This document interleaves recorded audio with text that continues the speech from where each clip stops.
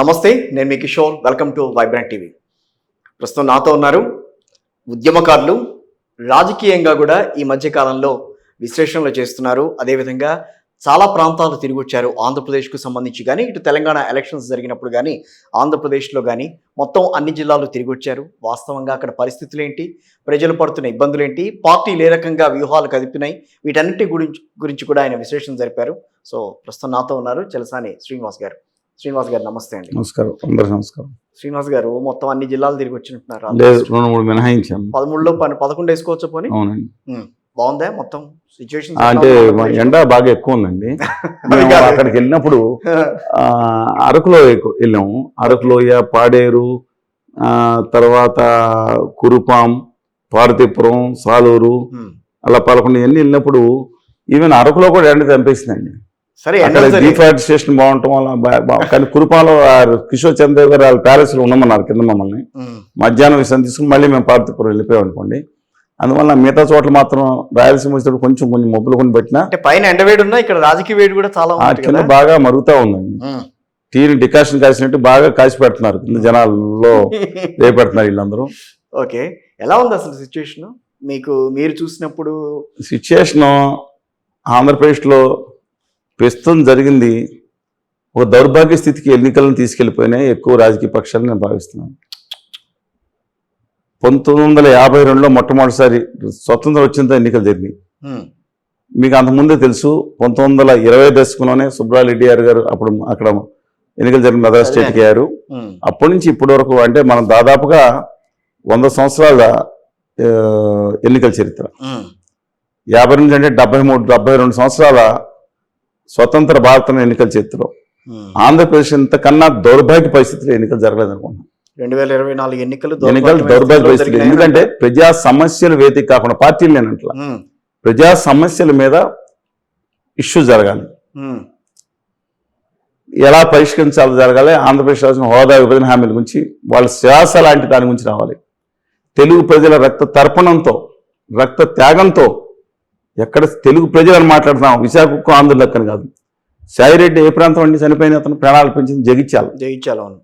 లేదా గుప్తా గారు క్షతగాతులు అయిపోయారు. వరంగల్, అనంతపురం, పాలకొల్లు, శ్రీకాకుళం, అన్ని వందల మంది, వేల మంది త్యాగాలతో లక్షల మంది ఉద్యమాలు చేసి సాధించుకున్న విశాఖ ఉక్కు కర్మాగారం నుంచి కూడా చర్చ లేకుండా దేని గురించి చర్చింది కిషోర్ గారు చెప్పండి.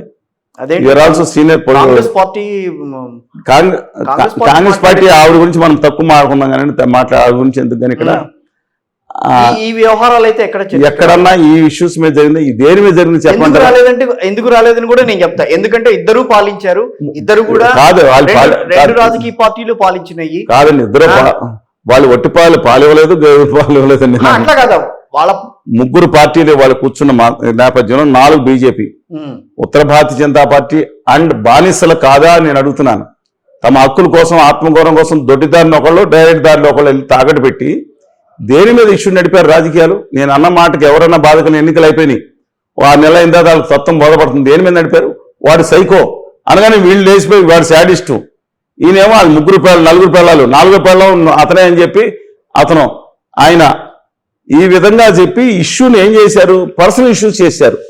2019 ఎన్నికలు ఏం జరిగినాయండి? హోదా విభజన హామీలు జరిగింది. 2014లో ఏం జరిగింది? విభజన తర్వాత ఎలా నిర్మించాలని.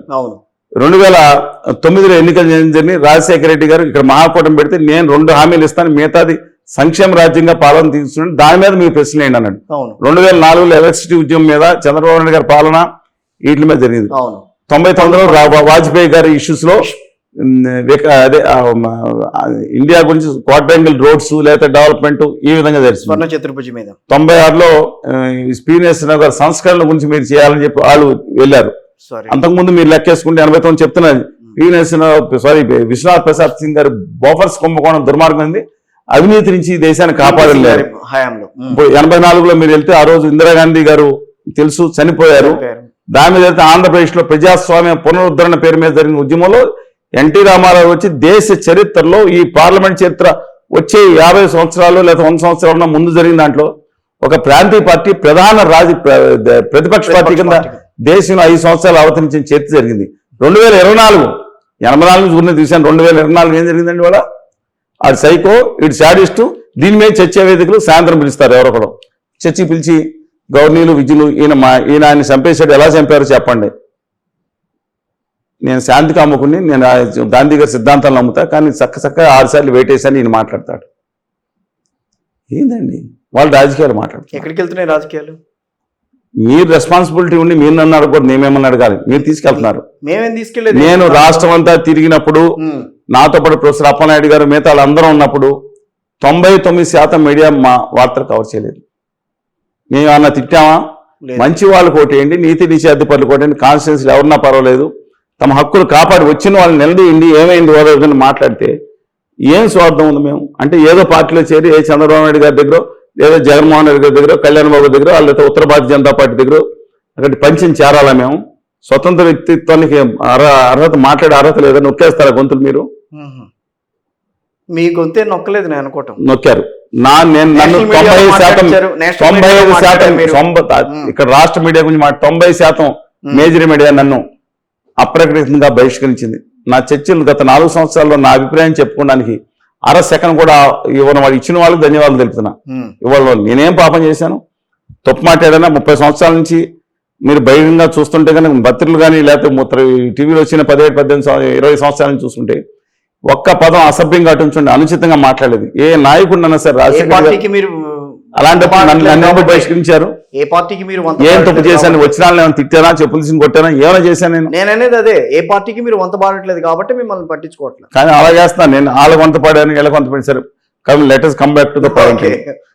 ఇది జరిగింది. ఇప్పుడు ఎన్నికలు జరిగింది మాత్రం దురదృష్టకర పరిస్థితి జరిగింది. బానిసత్వ ఎన్నికలు జరిగింది అనిపిస్తుంది. ఢిల్లీలో వీళ్ళందరూ ఢిల్లీలో ఉన్న గుమా వ్యాపారులకి కాదు సార్, మనం వద్దన్నా కాదన్నా ఈ రోజున బాక్సుల్లో ఉన్నాయి వాళ్ళ అభిప్రాయాలు ఏంటని, ప్రజల అభిప్రాయాలు ఏంటనేది. సో వాటిని బయటికి తీస్తారు 4వ తారీఖున. ఏ పార్టీ ఏ రకంగా ఉంది, నిజంగా అధికార వైఎస్ఆర్ కాంగ్రెస్ పార్టీ చేసిందని చెప్పుకుంటున్నా, నిజంగా చేసిందా చేయలేదా, మేం చేస్తాం ముందుకు వచ్చిందా కూటమి మళ్ళీ చేయగలుగుతుందా లేదా. సో అక్కడ 3 కలయికలు ఉన్నాయి, ఇక్కడ ఒకటే ఉంది. ఇక్కడ సింహం సింగిల్ గా వస్తుందని చెప్పి ఆయన మాట్లాడారు. అందరూ నేషనల్ జియోగ్రఫిక్ ఛానల్స్ చూసుంటారు, లేదా మిగతా చోట చూసుంటారు, యూట్యూబ్ లో, వాట్సాప్, థమ్స్అప్ లో వస్తూ ఉంటాయి. సింహాలు ఎప్పుడు సింగిల్ గా రావా? ఇప్పుడు పందన్నా ఒకటి వెళ్ళిపోద్ది కానీ, లేదంటే పులన్నా ఒకటే వేటాడుతుంది కానీ సింహాలు ఎప్పుడు సింగిల్ గా రావు. వాటి వెరీ రేరెస్ట్ పక్కన వాళ్ళు మందబలంతోనే సింహాలన్నీ గుంపుగా వేటాడతాయి. చరిత్రను ఎవరు డైలాగ్ రాశాడని చెప్పి అందరూ అనుకోదు. అదే అంటున్నారు కదా. లేదండి, సింహాలు సింగిల్ గా రావు, సింహాలు గుంపుగా వేటాడతాయి. నేను చెప్పిన సత్యం. మీరు కాండి అన్ని నేషనల్ గేమ్స్ లో రేర్ కండిషన్ తీసేయండి. సో మొన్న ఎలక్షన్స్ లో మాత్రం అట్లా గుంపుగా ఉండే జాతి. మొన్న ఎలక్షన్స్ లో అది జరగలేదు. మనం దాన్ని ప్రాతిపదికగా తీసుకుని కదా మనం మాట్లాడుతోంది. మొన్న ఎలక్షన్స్ లో జరిగిందండి. మీరు అంతా కరెక్టే. ఉత్తర భారతీయ జనతా పార్టీ, దాంతోపాటు తెలుగుదేశం, జనసేన కలిసి పోటీ చేసేది. ఇది డైరెక్ట్ గా ఆంధ్రప్రదేశ్ హక్కుల్ని, ఆత్మగౌరవాన్ని ఢిల్లీలో తాకట్టు పెట్టినట్టే భావించాలి. ఎందుకంటే కనీసం అగ్రిమెంట్లు దాంట్లో ఒక్క మాట కూడా కాదు, సభలో కూడా మాట్లాడలేదు. జగన్మోహన్ రెడ్డి గారు ఏమంటారు, నేను మోడీ గారు వచ్చినప్పుడు సభలో మాట్లాడాను, ప్రత్యేక హోదా, స్టీల్ ప్లాంట్ అని అన్నా సరే పరోక్షంగా తీసుకెళ్లి తాకట్టు పెట్టారు. కానీ చలసాని గారు 2014 చూశారు బీజేపీ అంటే ఏంటి అనేది, 19లో కూడా చూశారు బీజేపీ అంటే. మనం అనుకున్న మీరు చెప్పిన ప్రత్యేక హోదా ఇవ్వలేదు, చివరికి స్టీల్ ప్లాంట్ కూడా తాకట్టు పెట్టారు. బడ్జెట్ లో 9 సంవత్సరాల పూర్తి బడ్జెట్ లో సర్వనాశనం ఆంధ్రప్రదేశ్ చేయడానికి ప్రయత్నించారు. అలాంటప్పుడు మరి అలాంటి పార్టీలతోనే కదా ప్రాంతీయ పార్టీ వెళ్ళి అక్కడ కలిసింది. ఒకళ్ళు డైరెక్ట్ పొత్తు, రెండోదండి 9 సంవత్సరాలు ఏం చేశారు, డబుల్ ఇంజిన్ అన్నారు కదా, చిక్ చిక్ చిక్ చిక్ అని రైలు వస్తుంది అన్నమాట. ట్రిపుల్ ఇంజిన్ పెట్టారు 2014. ఏం చేశారు చెప్పండి? అప్పుడు లేదు. అవునండి, మీరు ట్రిపుల్ ఇంజిన్ సర్కార్ పెట్టుకుని అప్పుడు ఏం చేశారు రాష్ట్రానికి? దిక్కుమాలని మట్టి తీసుకొచ్చి మొహాన్ని కొట్టి, ఆ యమునా నది మురికి నీళ్ళు తీసుకుని ఎత్తిమే పోసినట్టు ఆ పిడతల మట్టి మొహాన్ని కొట్టి ఏం చేశారు అడుగుతుంది. రోడ్లు వేసాం. ఏం చేస్తామని ఆంధ్రప్రదేశ్ మధ్యలో ఉంది, అటు ఇటు రోడ్లు వెళ్ళాలి, నార్త్ సౌత్ వేసుకుని అది కూడా టోల్ తీయటం. 1,00,000 కోట్ల రోడ్డు శాంక్షన్ అంటే 1,00,000 కోట్లు వీళ్ళు ఇస్తున్నారు ఏంటండి? బ్యాంకులు లోన్ తీసుకుని ప్రజల దగ్గర పొల్లు కొట్టి లాగుతారు. తమిళనాడు కొన్ని రోడ్లు వితౌట్ టోల్ అయి పెట్టారు, అలా పెట్టమండి. ఏంటో విచిత్రం అండి. ఆంధ్రప్రదేశ్ సర్వనాశనం చేయడానికి ప్రయత్నిస్తున్న పార్టీతో ఒకళ్ళు ప్రత్యక్ష పొత్తు, పరోక్ష పొత్తు. ఓకే, అన్యాయం అండి. సో ఇవన్నీ ప్రజలు గమనిస్తారు. ఒక స్వతంత్ర వ్యక్తిత్వం ఉన్న ప్రజలు దీంట్లో గమనిస్తారు. కుల పిచ్చి మత పిచ్చితో ఉన్నాళ్ళు గమనించారు. 2019 తర్వాత మేము చేసిన ఉధృతంగా ఉద్యమం చేసిన మేజర్ మీడియా చూపించలేదు కాబట్టి వాళ్ళకి అర్థం కాదు ఎక్కడ ఏమైపోయాయి అనుకుంటారు. మీలాంటి వాళ్ళు చూపిస్తున్నారు. అంతకుముందు మాట్లాడారు మీతో కూడా. ఇప్పుడు అందుకని ప్రజలు నీ భావోద్వేగం రెచ్చగొట్టారు. దీన్ని ఆనంద మార్గీలని మీరు చిన్నప్పుడు చూసుంటారు. 50 మంది కల్ట్ సెక్ట్లో దూకి చచ్చిపోయారు అంటే కల్ట్ అంటారు దీన్ని. అంటే అభిమానం వీరాభిమానం దాటి బానిసత్వాన్ని కల్ట్ సెక్ట్ అంటే ఆ మైకులను పడిపోతున్నారు. ఈ పార్టీ అవతరాడు దుర్మార్గుడైన మైకులను తీసుకెళ్ళి దీని కులాన్ని మతాన్ని ఉపప్రాంతి తత్వాన్ని భయంకరంగా వాడుకుంటున్నారు. ఇది అత్యంత ప్రమాదకరమైన సూచన. ఢిల్లీలో మోదీజీ చేసేది వేరే ఉందండి. ఈ రాష్ట్రంలో మాత్రం ప్రజా సమస్య మీద కాకుండా మీరు ఒకసారి మీరు వెళ్ళండి. ఒక పార్టీ కార్యకర్తను అడిగితే వైఎస్ఆర్ కాంగ్రెస్ పార్టీ కార్యకర్తను అడిగితే సరే మాకేం లేదు ఆ పవన్ ఆ చంద్రబాబు రాకుండా ఉంటే రాష్ట్రం డెవలప్ అవుతుంది. ఎలా అయిపోతాయా సార్ అది పోతే రాష్ట్రం డెవలప్ అయిపోద్ది.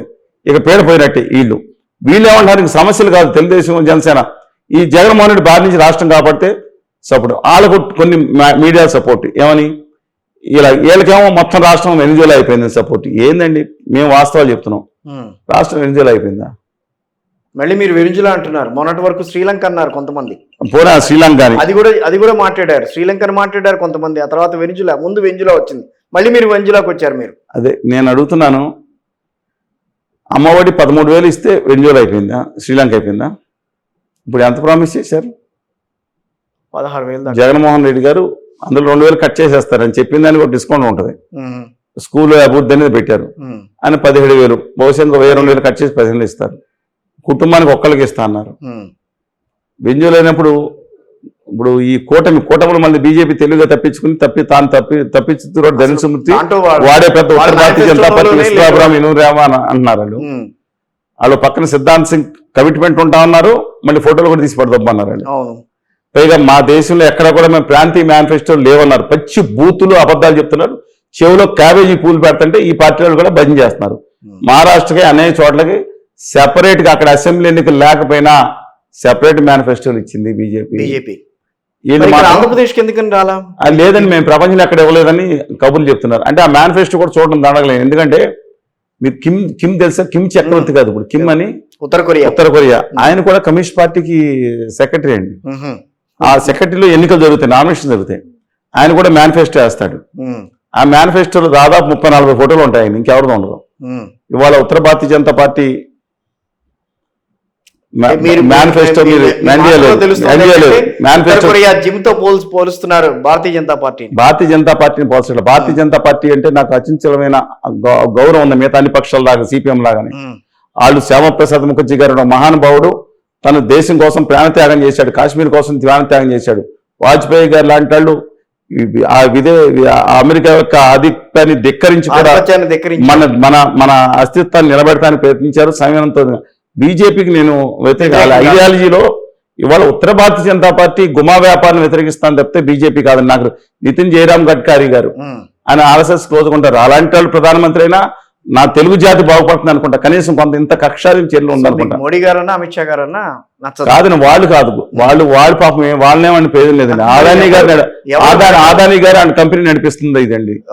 అందువల్ల అంత బాధగా ఉంటుంది. రాజ్నాథ్ సింగ్ గారన్నా పర్వాలేదండి, వెంకయ్యనాయుడు గారన్నా పర్వాలేదండి, ఎవరన్నా పర్వాలేదు. ఆయన 100 కోట్ల షెడ్ లో పెడుతున్నారు. బహుశా నితిన్ గడ్కరీని ఓడించడానికి గుజరాతీ బ్యాచ్ వచ్చి పనిచేసినాయి అంట. విచిత్రంగా ఉంటుందండి ఆయన.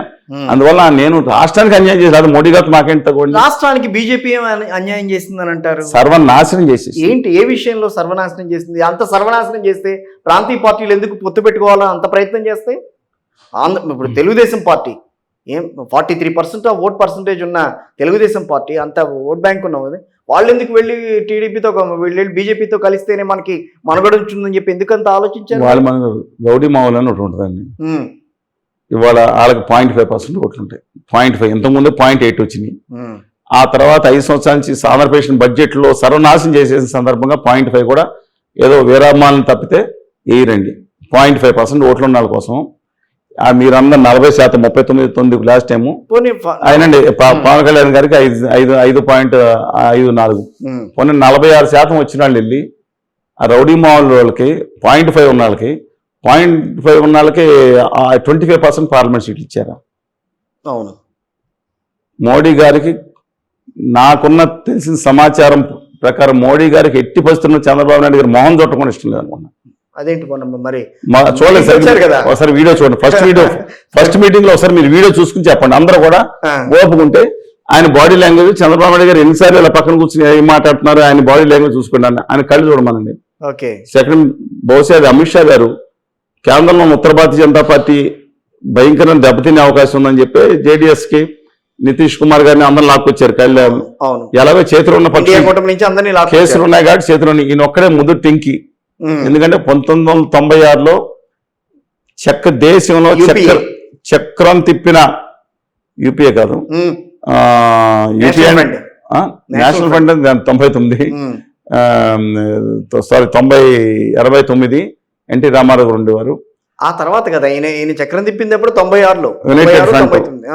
నేను అన్నది అదే నేషనల్ ఫ్రంట్, యూపీఏ అన్నారు. అదే యూపీఏ అన్నారు.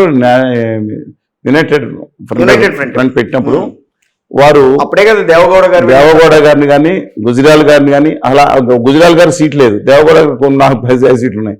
మరి కింద సీట్లో ఉన్న మనిషి వాళ్ళందరినీ ప్రధానమంత్రి చేయడంలో ముఖ్య పాత్ర పోషించిన వాళ్ళలో ఒక ఆయనండి. రాష్ట్రపతిగా అబ్దుల్ కలాం గారు, నందనం గురించి అబ్దుల్ కలాం గారిని రాష్ట్రపతి చేయటం ఈయనే చేశారు. నేను చెప్పను, చేసిన దాంట్లో ముఖ్యం. ఆ రోజు ఫోటోలు కూడా చూడండి. ఇటు పక్కనేమో వాజ్పేయి గారు, ఇటు పక్కన అద్వానీ గారు, ఇటు పక్కన సోనియా గాంధీ గారు, ఇటు పక్కన మాయావతి గారు, ములాయం సింగ్ గారు, అందరి మధ్యలో చంద్రబాబు గారు ఉన్నారు. అంటే అబ్దుల్ కలాం గారిని రాష్ట్రపతిని చేసింది నేనేం చెప్పి ఆయన చేసింది ఆయనే కదా, ఆయన చేసింది ఆయనే వల్లని కదా. ఆయన చేసిన దాంట్లో ముఖ్యులేదు. ఒక దేశంలో చక్కని తిప్పిన మనిషి. ఇవాళ పొజిషన్ ఏంటండి? ఇవాళ నథింగ్. విచిత్రంగా వెళ్ళి ఆయన మోడీ గారు రాజపట్టాభిషేకానికి నామినేషన్కి వెళ్ళి ఊళ్ళోకి వెళ్ళి వచ్చారు. అవును, విచిత్రంగా. ఎందుకనండి? ఇవాళ చంద్రబాబు నాయుడు గారిని ఎందుకో మీరే చెప్పాలి ఆ విషయం. ఎందుకని కంట్రోల్లో పెట్టి పెద్ద ముదురు టెంకిది ఈయన కంట్రోల్ పెడతాం మనకు చాలా కష్టం అని. వాళ్ళు జగన్ గారు అయితే చేతిలో ఉన్న పక్షి. ఎప్పుడు కావాలంటే అప్పుడు దస్తగిరి జిందాబాద్ అంటారు, లేదా ఇంకోటి జిందాబాద్ అంటారు. ఎప్పుడు కావాలంటే అప్పుడు కేసులు ఉన్నాయి కదా, ఈడి బోడి తోడి అన్ని పెడతారు. అని ఎప్పుడు కావాలంటే బెయిల్ క్యాన్సిల్ చంద్రబాబు గారి మీద కేసులు లేవు కాబట్టి ఆయన చంద్రబాబు నాయుడు గారిని కంట్రోల్ పెడతాం సామాన్య కాదు. జగన్మోహన్ రెడ్డి గారి దేశంలో చక్రం తిప్పే లేదండి, ఆలోచన లేదు, అంత మెచ్యూరిటీ కూడా లేదు ఆయనకి. ఆయన సంక్షేమం లేదంటే ఆయన ఏం తక్కువ చేయట్లేదు. ఇది కన్ఫైన్ టు ద స్టేట్ అంతవరకు ఆయన. అలాంటిది ఈయనతో ప్రమాదకారి ఎప్పుడున్నా అని చెప్పి ఆయన జైల్లో చంద్రబాబు నాయుడు గారిని ఎవరైనా సౌత్ ఇండియాలో వాళ్ళు స్టాల్వాట్ లేడైనా దేవగౌడ గారు ఏజ్ ప్రభావం షెడ్కి వెళ్ళారు. వెంకయ్యనాయుడు గారిని ఈ వ్యాపారులు ఇద్దరు కలిసి షెడ్కి పంపించారు బలవంతాన. ఇవాళ ఉందో చంద్రబాబు నాయుడు గారు. చంద్రబాబు నాయుడు గారిని అరెస్ట్ చేసి 53 రోజులు జైల్లో పెట్టారంటే కేంద్రానికి తెలియకుండా జరిగిందంటానికి ఇంకా క్యాబేజీ మీరు నమ్ముతున్నారా? నమ్మట్లేదు. కేంద్రానికి తెలియకుండా ఎందుకు జరుగుతుంది? ఓకేనా? అయిపోయిన తర్వాత వాళ్ళు తీసుకొచ్చి సాగుబడి చెవులు మూసి మళ్ళీ తాయిలం పెడతానన్నప్పుడు ఈయన కూడా అవతల ఎవరిని కేజ్రీవాల్ గారిని హేమంత్ సోరెన్ గారిని వేసారు. అమ్మయ్య సేఫ్ కొన్నాను. అంతకన్నా ముఖ్యంగా జగన్మోహన్ రెడ్డి గారంటే భయపడ్డారు. ఈయన హయాంలో ఎన్నికలు జరగడం కష్టం. కానీ ఒకటి చెప్తున్నాను వాళ్ళు మళ్ళీ నేను ఎన్నికల గురించి మాట్లాడుతున్నా గారు ఫోర్కాస్ట్. జనసేన, తెలుగుదేశం, వామపక్షాలు అవుట్ రైట్గా కనుక కాంగ్రెస్ కూడా కలిసి ఇవాళ తెలుగుదేశం ఎన్నికలకు వెళ్ళుంటే 175 స్థానాలకి 170. నేను అతిశయోక్తి మాట్లాడట్లా. ఎక్కడున్న ముస్లిం మైనార్టీస్ లేదా క్రిస్టియన్ మైనార్టీస్ మిగతా వర్గాలు అయితే జగన్ గారు దండుకున్నారో ఈయన డైరెక్ట్గా మోడీ గారితో పెట్టుకుంటే, పూర్వం పెట్టుకోవడం తప్పు, ఇప్పుడు పెట్టుకుంటే కనుక అవుట్ రైట్గా ఆయనకు పడే ఓట్లే ఉండేవి కదండి. 172 సీట్లు నెగ్గినా, 173 సీట్లు నెగ్గినా ఆశ్చర్యపడే పరిస్థితి ఇవాళ అందరూ ఉన్నారు కదా, ఉండేది కాదు. ఇవాళ చంద్రబాబు నాయుడు గారు అంత ధైర్యం లేదు ఆయనకి.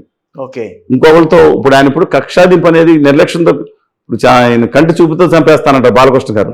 వాళ్ళ బావగారు నిర్లక్ష్యం చేసి చంపేస్తారు మనిషిని. ఉమ్మారెడ్డి గారు కానీ అనేక మంది. అందువల్ల ఆయన ఎవరి మీద వెళ్ళి చంపేయటం, కొట్టేయటం నరకటం ఈ ప్రభావాలు ఉండవు ఆయన దగ్గర. చంద్రబాబు నాయుడు గారి దగ్గర is away from the faction politics అనమాట. బాగా పుస్తకం చదివినట్టున్నారు ఆయన్ని. ఏదండి? మేము చంద్రబాబు గారిని బాగా చదివినట్టున్నారు. చంద్రబాబు నాయుడు గారిని బాగా చదవడానికి ఆయన సన్నిహితుడు కాదు. ఆయన ఫ్రమ్ కాలేజీ డేస్లో ఆయనతో పాటు ఉన్న లక్ష్మీనారాయణ గారు లేదా మిగతా వాళ్ళందరూ అనేక మంది చెప్పిన విషయాల ప్రకారం మాదాల జానకిరామ్ గారు మిత్రులు చిన్నప్పుడు వీళ్ళిద్దరూ కలిసి చాలా పనులు. కానీ ఏదైనా సరే రేపు రాబోయే రేపు ఫలితాల్లో టీడీపీ గెలుస్తుందని మీరు చెప్తున్నారు. మీ మాటల ద్వారా ఇప్పుడు నాకు తెలిసింది అది. టీడీపీకి జగన్మోహన్ రెడ్డి గారికి ఉన్న వ్యతిరేకత కారణాలు ఒకటి, ఏమనుకుంటున్నారు చంద్రబాబు అసలు అరెస్ట్ ప్రజల్లో వెళ్ళారు కదా, ఏం కనిపించింది వాళ్ళలో? వ్యతిరేకత ఏం కనిపించింది మీకు? ఏంటంటే ప్రభుత్వ వ్యతిరేకత ఉంటుంది, సామాన్యమైన ప్రభుత్వ ప్రజలు వ్యతిరేకత ఉంటుంది అని అవుట్ మాట్లాడుతున్నారు రైట్ గా ప్రభుత్వ ఉద్యోగాలు జీతాలు రావట్లేదు నెలకి, ఓకే. పైగా ఫిట్మెంట్ మాకు ఇవ్వలేదంతా, పైగా మా మీద కక్షాదం పెడుతున్నారు. అపార్ట్ ఫ్రమ్ దట్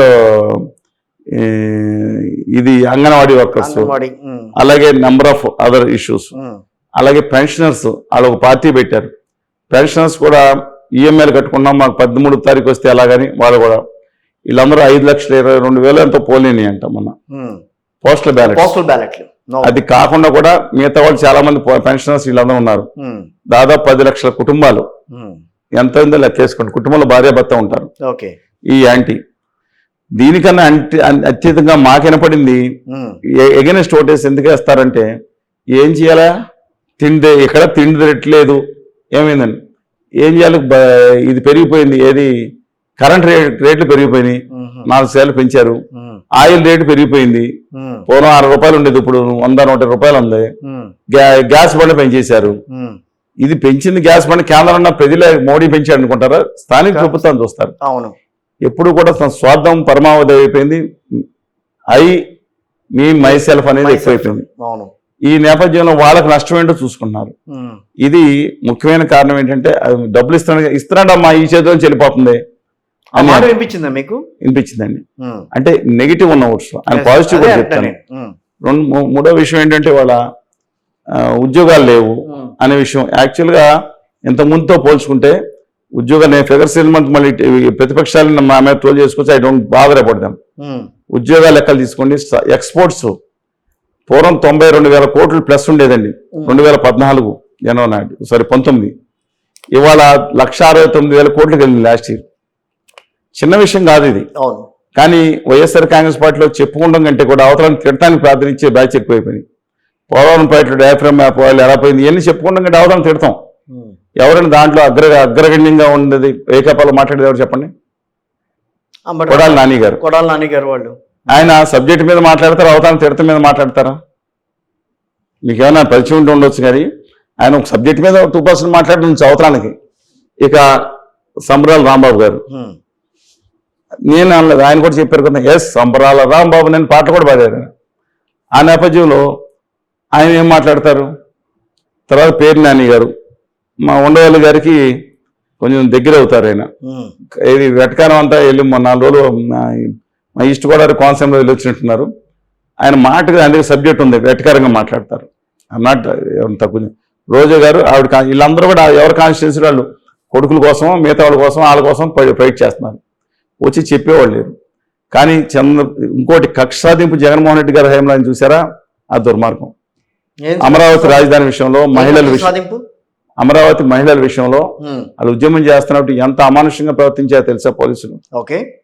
అది కూడా కాకుండా ఆయన చంద్రబాబు నాయుడు గారి అరెస్ట్ చేయడంలో 6093 ప్రధాన పాత్ర. ఎందుకని ఆ నెంబర్ ఇచ్చారు, ఈయన కూడా నెంబర్ ఇస్తే పోద్ది, పొలిటికల్గా నష్టం అని తెలుసు. కానీ ఆ ఉక్రోషాన్ని ఆయన క్రోధాన్ని అంచుకోలేకపోతున్నారు. తర్వాత తన జైలు పంపించడానికి ముఖ్య కారణమైన చంద్రబాబు నాయుడు గారు అంటూ సోనియా గాంధీ దాని మీద సంతకాలు పెట్టిన ముగ్గురు, శంకర్రావు గారు పెద్ద పాపం ఆయన లేదు, ఎర్రనాయుడు గారు, అశోక్ గజపతిరాజు గారు, ఎర్రనాయుడు గారు లేదు కాబట్టి వాళ్ళ తమ్ముడు గారిని తీసుకెళ్లి ఫైల్స్ ఆపరేషన్ అయింది. మొర్రో రక్తం కాదని మొర్ర అంటే అంత అమానుషంగా ప్రవర్తించడం సరైందేనండి. సో ఇవన్నీ కూడా ప్రభావం చూపించాయా ఎన్నికల్లో?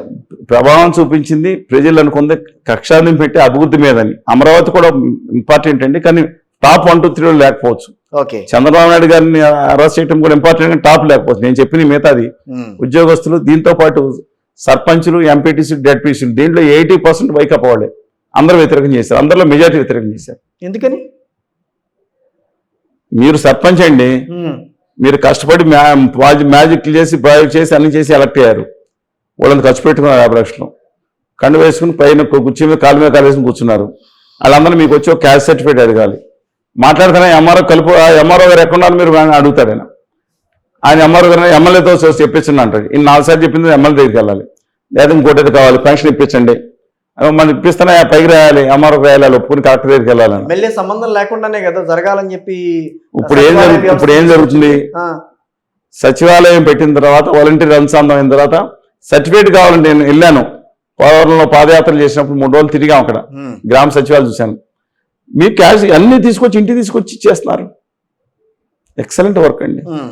మరి అదే వర్క్ మీరు అదే కానీ గ్రామ స్వరాజ్యం లేదా రిప్పన్ పీటింగ్ ప్రకారం అలాగే పవర్స్ లేకుండా పోయినాయి సర్పంచులకి. ఓకే, నిధులు కూడా లేకుండా పోయినాయి. వాళ్ళు ఇవ్వటానికి శాంక్షన్ చేయడానికి నిధులు కూడా లేవు.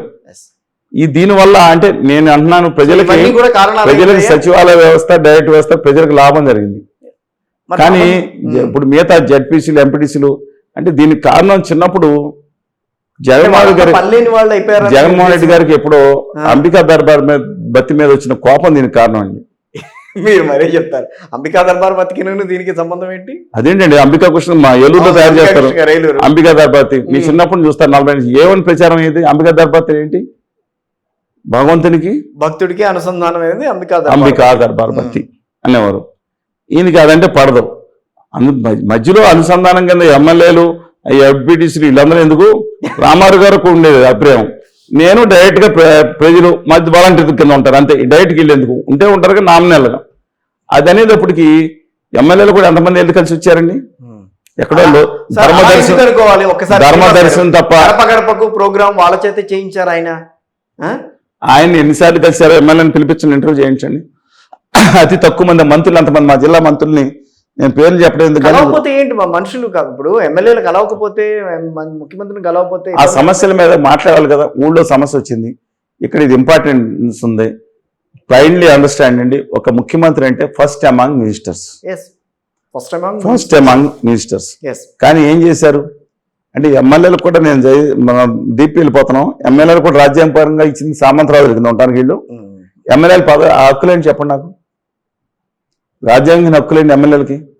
ఎంఆర్ఓ వాళ్ళు చెప్తే ఉండాలి, ఎంఈఓ వాళ్ళు చెప్తే ఉండాలి, ఈ పోలీస్ ఇన్స్పెక్టర్ చెప్తే ఉండాలి. Absolutely no. ఎమ్మెల్యేలకి పవర్స్ ఇవాళ ఇచ్చిన అథారిటీ అండ్ పవర్స్ ఏమీ లేవు. ఎమ్మెల్యేలకు ఉన్న ఏంటంటే ప్రజల సమస్యలను ప్రభుత్వానికి నివేదించడం, అసెంబ్లీలోకి వెళ్ళటం, చట్టాలు చేయించడం, చట్టాలు సవరించడం, ప్రభుత్వం ద్వారా పని చేయించుకుంటాం. ఇది వాళ్ళకి ఇచ్చింది. ప్రతి ఎమ్మెల్యే సామంతరాజు, ఇసుక మీద సామంతరాజు, 100 కోట్ల సామంతరాజులు. ఈయనేమో రాజుగారి ముఖ్యమంత్రి, చక్రవర్తి ఢిల్లీ పాదుషాలు. ఏందండి ఇది? ప్రజాస్వామ్యాన్ని again we should send back this MLAs to their original duties.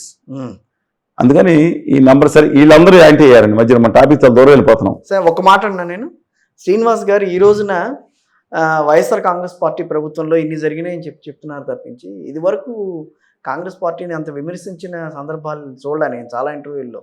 YSR Congress పార్టీని మీరు వైఎస్ఆర్ కాంగ్రెస్ పార్టీ మీద మీరు ఇంట్లో జగన్మోహన్ రెడ్డి గారి మీద, ప్రభుత్వం మీద, రాష్ట్రం మొత్తం మీద ఇది బహుశా మీరు వింటాం. ఎందుకంటే మీ మీడియా చేసింది ఏంటంటే మీరు చేసిన మీరు చేసిన దుర్మార్గం వల్లే పాపం అమాయకులు అలా అనుకుంటున్నారు. అమాయకుల్లో మీరు ఉండకూడదు. ఎందుకన్నానంటే జగన్మోహన్ రెడ్డి గారి అధికారంలోకి వచ్చింది మే 30, 2019. జూలై 15వ తారీఖు నుంచి ఫోటోలు పంపిస్తాం మీరు వేయండి. జూలై 15 నుంచి మొదలుపెట్టి కలెక్టరేట్స్ ముట్టడి చేసాం వేలాది మందితో. ఏ రోజు కూడా ఈ జగన్ గారి ప్రభుత్వం దుర్మార్గం చేస్తుంది. అలాగే గోదావరి అనుసంధానం కేసీఆర్ గారు గొప్ప అంటే రాష్ట్రం అంతా తిరిగి ఆఖరి రిపోర్ట్స్ కూడా ఆయన పంపించి ఇది పంచ పద్ధతి కదా, అమరావతి మా మీద కేసు పెట్టారు, అమరావతి పెట్టారు, ఇంకో కేసులు కర్నూలులో పెట్టారు, వేధింపులు ఎన్ని వేధింపులు జరిగినాయి అన్ని తిరుగుతా ఉన్నాం. అంటే జగన్మోహన్ రెడ్డి గారిని బూతులు తిడితేనే, లేకపోతే భారతీయ ఏకవచనం సంబంధించిన వాళ్ళు ఉన్నారు మీడియాలో, చాలా చూసాను, చాలా నాయకులు ఉన్నారు. వాళ్లే హీరోలా? కళ్యాణ్ బాబు గారు పెళ్లి గురించి మాట్లాడితేనేనా మనం విమర్శించడానికి లేదా బూతులు మాట్లాడటానికి అసభ్యంగా శక్తి అవసరంలా, అది అణుచుకుంటానికి శక్తి కావాలి. సో ఇప్పుడు శ్రీనివాస్ గారు వైఎస్ఆర్ కాంగ్రెస్ పార్టీ మనిషి కాదు, తెలుగుదేశం పార్టీ మనిషి. ఏ మనిషి అండి? కాంగ్రెస్ ఉంది, పవన్ కళ్యాణ్ గారు ఉన్నారు, లేదా తెలంగాణ రాష్ట్రంతో ఉంది, 190 పార్టీలు ఉన్నాయి. అయితే సో ఇప్పుడు మీరు ఓవరాల్ గా మీరు చెప్పగలిగింది ఏంటి? ఇప్పుడు రాబోయే రోజు తెలుగుదేశం పార్టీనే తెలుగుదేశం పార్టీ మళ్ళీ చెప్తున్నా, YSR Congress party government form చేస్తుందా? మీరు ఇచ్చాపురం నుంచి ఇటు పక్కన కుప్పం దాకా మొత్తం అంతా తిరిగి వచ్చారు. ఏ రకంగా మీకు అసలు వ్యతిరేకత కనిపించింది ప్రజలు? భయంకరమైన వ్యతిరేకత. అర్బన్ సెంటర్స్ లో 70% నేను మీకు చెప్పాను, 70% వ్యతిరేకత ఉంది. అన్ని వర్గాలను వ్యతిరేకం చేసుకుంటారు. అన్నప్పుడు వై నాట్ 175 అన్నారు. ఇప్పుడు రేపు రాబోయే రోజుల్లో 130 సీట్లు దాకా వస్తాయని చెప్పి వైఎస్ఆర్ కాంగ్రెస్ పార్టీ అంత గంటాపరంగా ఎట్లా చెప్పారు? 130 సీట్లు వస్తే మీకు గ్రాండ్ గాలా డిన్నర్ ఇస్తా. ఓకే, ఎక్కడ ఇస్తారు? ఎక్కడ కావాలంటే అక్కడ ఇస్తా. తెలుగుదేశం పార్టీకి ఎన్ని వస్తాయని మీ ఉద్దేశం? అంటే కూటమికి ఇస్తారంటున్నా నేను దాని సరే, గురించి కాదు. ఓకే ఓకే ఓకే మీకు అదే తెలుగుదేశం పార్టీకి 130 స్థానాలు వచ్చినా ఇస్తా, మీరు ఇద్దరు ఎవరికి వచ్చినా ఇస్తా, మీకు డిన్నర్ మాత్రం గ్యారంటీ. మీ ఇష్టం, మీ ఉద్దేశం ఏంటంటే ఎవరికి కూడా మెజారిటీ రాదనా? 135 కాదు, majority 88. Majority of course magic figure 88.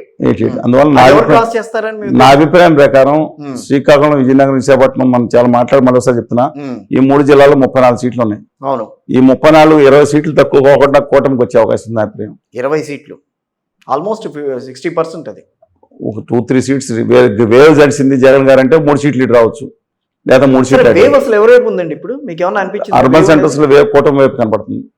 కూటమి రూరల్ సెంటర్ లో సైలెంట్ ఓటింగ్ జగన్మోహన్ రెడ్డి గారు వైపు ఇలాంటి కనపడుతుంది. మహిళలు సమస్యలు చాలా మంది ఉన్నట్టు వాళ్ళంతా సైలెంట్ ఓటింగ్ సంబంధించి కొన్ని సర్వేల్లో చెప్తున్నారు. సర్వేలన్నీ చాలా, ఇప్పుడు నేను ఒక విషయం దీని గురించి కూడా మనం మాట్లాడదాం. చాలా రకాలుగా సర్వేలు అన్నీ కూడా వైఎస్ఆర్ కాంగ్రెస్ పార్టీనే అధికారంలోకి వస్తుందని ఇచ్చాయి. నేషనల్ దగ్గర నుంచి, ఇంటర్నేషనల్ దగ్గర నుంచి, నేషనల్, ఆ తర్వాత రాష్ట్రాలు నేషనల్ అన్ని కాదు, మెజార్టీ ఆల్మోస్ట్ కాదు, మెజార్టీ. నేషనల్ ఛానల్స్ లో వీళ్ళు వేసేసి ఇండియా టుడే బొమ్మ వేసి వీళ్ళే రిలీజ్ చేసేస్తున్నారు కొంతమంది. అలాగా అలాగే తెలుగు వీళ్ళు 2 పార్టీలు కూడా దొంగ సర్వేలు ఎన్నో చేస్తున్నాయి. ఏంటంటారు సర్వేలు? ఏంటది? వాటి ప్రాతిపదిక ఏంటని అంటారు? అది సర్వే, ఆ శాంపుల్ సర్వీస్ ఎంత అండి? సెఫాలజీ దాంట్లో శాంపుల్ సర్వే ఎంత ఉంది? అలాగే వర్గాల వారి క్రోడీకరణ తీసుకుని ఏం లేదు, ఫోన్ చేసి సర్వే అయిపోయిందా? అవ్వదు. కాన్స్టిట్యున్సీకి 300 మంది తీసేసుకుని అయిపోయింది అంటారు. ఎంపీ కాన్స్టిట్యున్సీ, ఎమ్మెల్యే కూడా కాదు. ఉమ్, అందుకని మనం తీసుకోవాల్సింది సెఫాలజీగా, సైంటిఫిక్గా ఎవరు పనిచేశారు. ఉమ్, పైగా ఆంధ్ర వాళ్ళు మామూలు ఓటర్లు కాదు, నీళ్ళు అత్యంత దేశముదులుగా మారిపోయారని సెఫాలజిస్టులు చెప్తున్నారు. ఒక ఎన్యూమరేటర్ కనుక వెళ్ళి మీరు ఇబ్బంది పెడుతున్నారు ఆంధ్రప్రదేశ్ ఓటర్లని. ఎవరు? నేను కాదు, వాళ్ళు చాలా అని సెఫాలజిస్టులు అంటున్నారన్నా, అంటున్నారంటారా? నేను అన్నాం. ఎందుకంటే నా ఆంధ్రప్రదేశ్ ప్రజల్ని వాళ్ళు అంటున్న నేపథ్యంలో ఒక్కొక్క దగ్గరికి వెళ్తే వాళ్ళు ఎన్యూమరేటర్కి 200 అంత ఇస్తారు ఫారానికి. అవును. వాళ్ళు తాడి తెగిపోతుందండి. ఏంటంటే ఏమ్మా ఎవరికి వేస్తా నీకు చెప్పాలనా, అక్కడి నుంచి మొదలవుద్ది. అరగంట, 30 గంటన్నర అయితే కానీ ఫలితం రావట్లా. ఓకే. అందువల్ల నా అభిప్రాయం ప్రకారం బయట మాత్రం భయంకరమైన వ్యతిరేకత మాత్రం యాంటీ గవర్నమెంట్ వేవ్ ఉన్నది.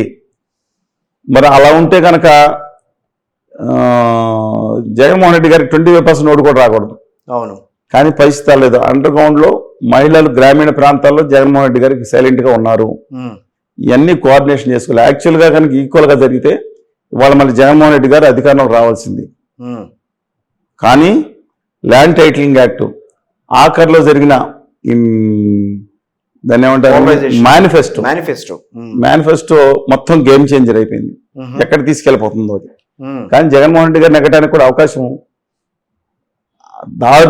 దాదాపుగా ముసుగుపోయింది. దాదాపుగా అసాధ్యం అనిపిస్తుంది. కానీ మహిళలు గనక ఒక అసాధ్యాన్ని సుసాధ్యం చేయాలంటే అద్భుతం జరిగితే తప్ప జగన్మోహన్ రెడ్డి గారు అధికారం ఓటింగ్ శాతం చాలా ఎక్కువగా ఉంది. అలా పెద్ద లేదండి, అదేం అవసరం అది కాదు. ఎంత ఓటింగ్ మీద ఇంపాక్ట్ కాదు. అందులో 65% అబోవ్ వేసారు లేదా గ్రామీణ మహిళలు, అర్బన్ సెంటర్స్, గ్రామీణ మహిళలు. Then only will know the ultimate result అండి. అందువల్ల నా అభిప్రాయం ప్రకారం కూటమికి స్పష్టమైన ఆధిక్యత కనపడుతుంది. అద్భుతం జరిగితే జగన్మోహన్ రెడ్డి గారు వస్తారు. అది ఎందుకు అలా చెప్తాను, ఖచ్చితంగా చెప్తాను. రాజకీయాలు అద్భుతాలు జరిగినాయి. 1978 నెట్లో కొట్టండి అందరూ. ఆ రోజుల్లో ఆంధ్రప్రదేశ్ ప్రభుత్వాన్ని పాలించేది కాంగ్రెస్, రెడ్డి కాంగ్రెస్ కి సంబంధించిన గవర్నర్ జలగం వెంగళరావు గారు. ఢిల్లీలో కేంద్ర ప్రభుత్వాన్ని పాలించేది మొరార్జీ దేశాయ్ గారి నేతృత్వంలోని జనతా పార్టీ.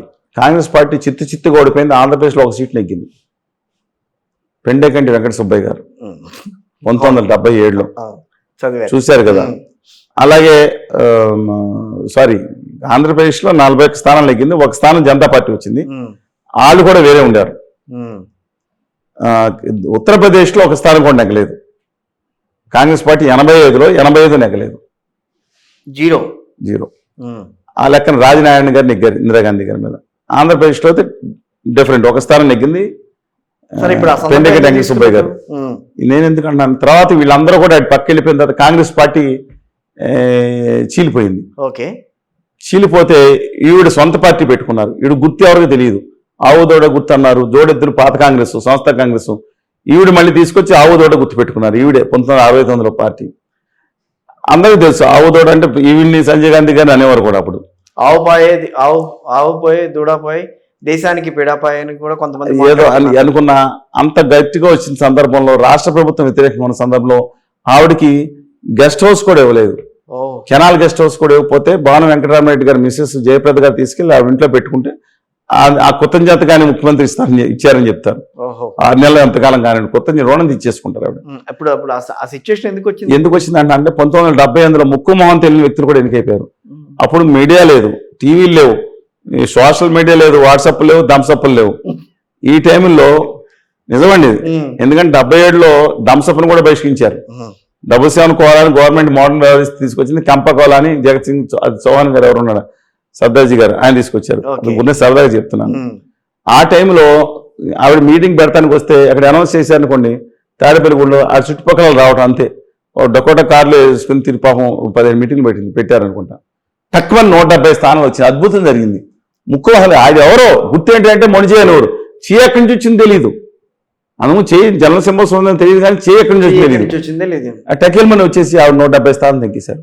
నెగ్గేసిన వెంటనే 30 స్థానాల్లో నెగ్గిన రెడ్డి కాంగ్రెస్ లో దాదాపుగా అధికులు ఇంక్లూడింగ్ వైఎస్ రాజశేఖర రెడ్డి గారితో సహా పార్టీ మారి ఇందిరా కాంగ్రెస్కి వెళ్ళిపోయారు. 60 మంది నెగ్గారు జనతా పార్టీ. దాంట్లో వెంకయ్యరెడ్డి గారు, జయపాల్ రెడ్డి గారు, ముదగడ పద్మనాభం గారు లాంటి కొంతమంది మినహాయించి అందరూ మళ్ళీ వెళ్ళి కాంగ్రెస్ పార్టీ దేనిపోయారు. తీరా చూసేటప్పటికి సీన్ ఎన్టీ రామారావు పార్టీ ముందుకు వచ్చేటప్పటికి 170 స్థానాలు ఉంది. వాళ్ళు దాదాపు 270 స్థానాలు వాళ్ళే ఉన్నారు కాంగ్రెస్ పార్టీ అంట. విచిత్రంగా ఉంది. అంటే అందరూ చేరిపోయారు అప్పుడు ఈ యాంటీ డిఫెక్షన్. ఎన్నికలకి ఎట్లా పోలుస్తున్నారు అసలు? అద్భుతం, అలాంటి అద్భుతం జరిగితే తప్ప అద్భుతం 50 సంవత్సరాలు జగన్మోహన్ శ్రీనివాస్ గారు నేను కోరుకోనండి. ఏ పార్టీ నేను అందరూ ఓడిపోయి అక్కడ నీతి నిజాయితీ పరులు గెలవాలి ఆ కాన్స్టిట్యున్సీలో కోరుకుంటున్నాను. ఇవాళ కాదు, ప్రతిసారి కూడా నేను వెళ్ళి ప్రచారం చేసింది కూడా చెప్తున్నా.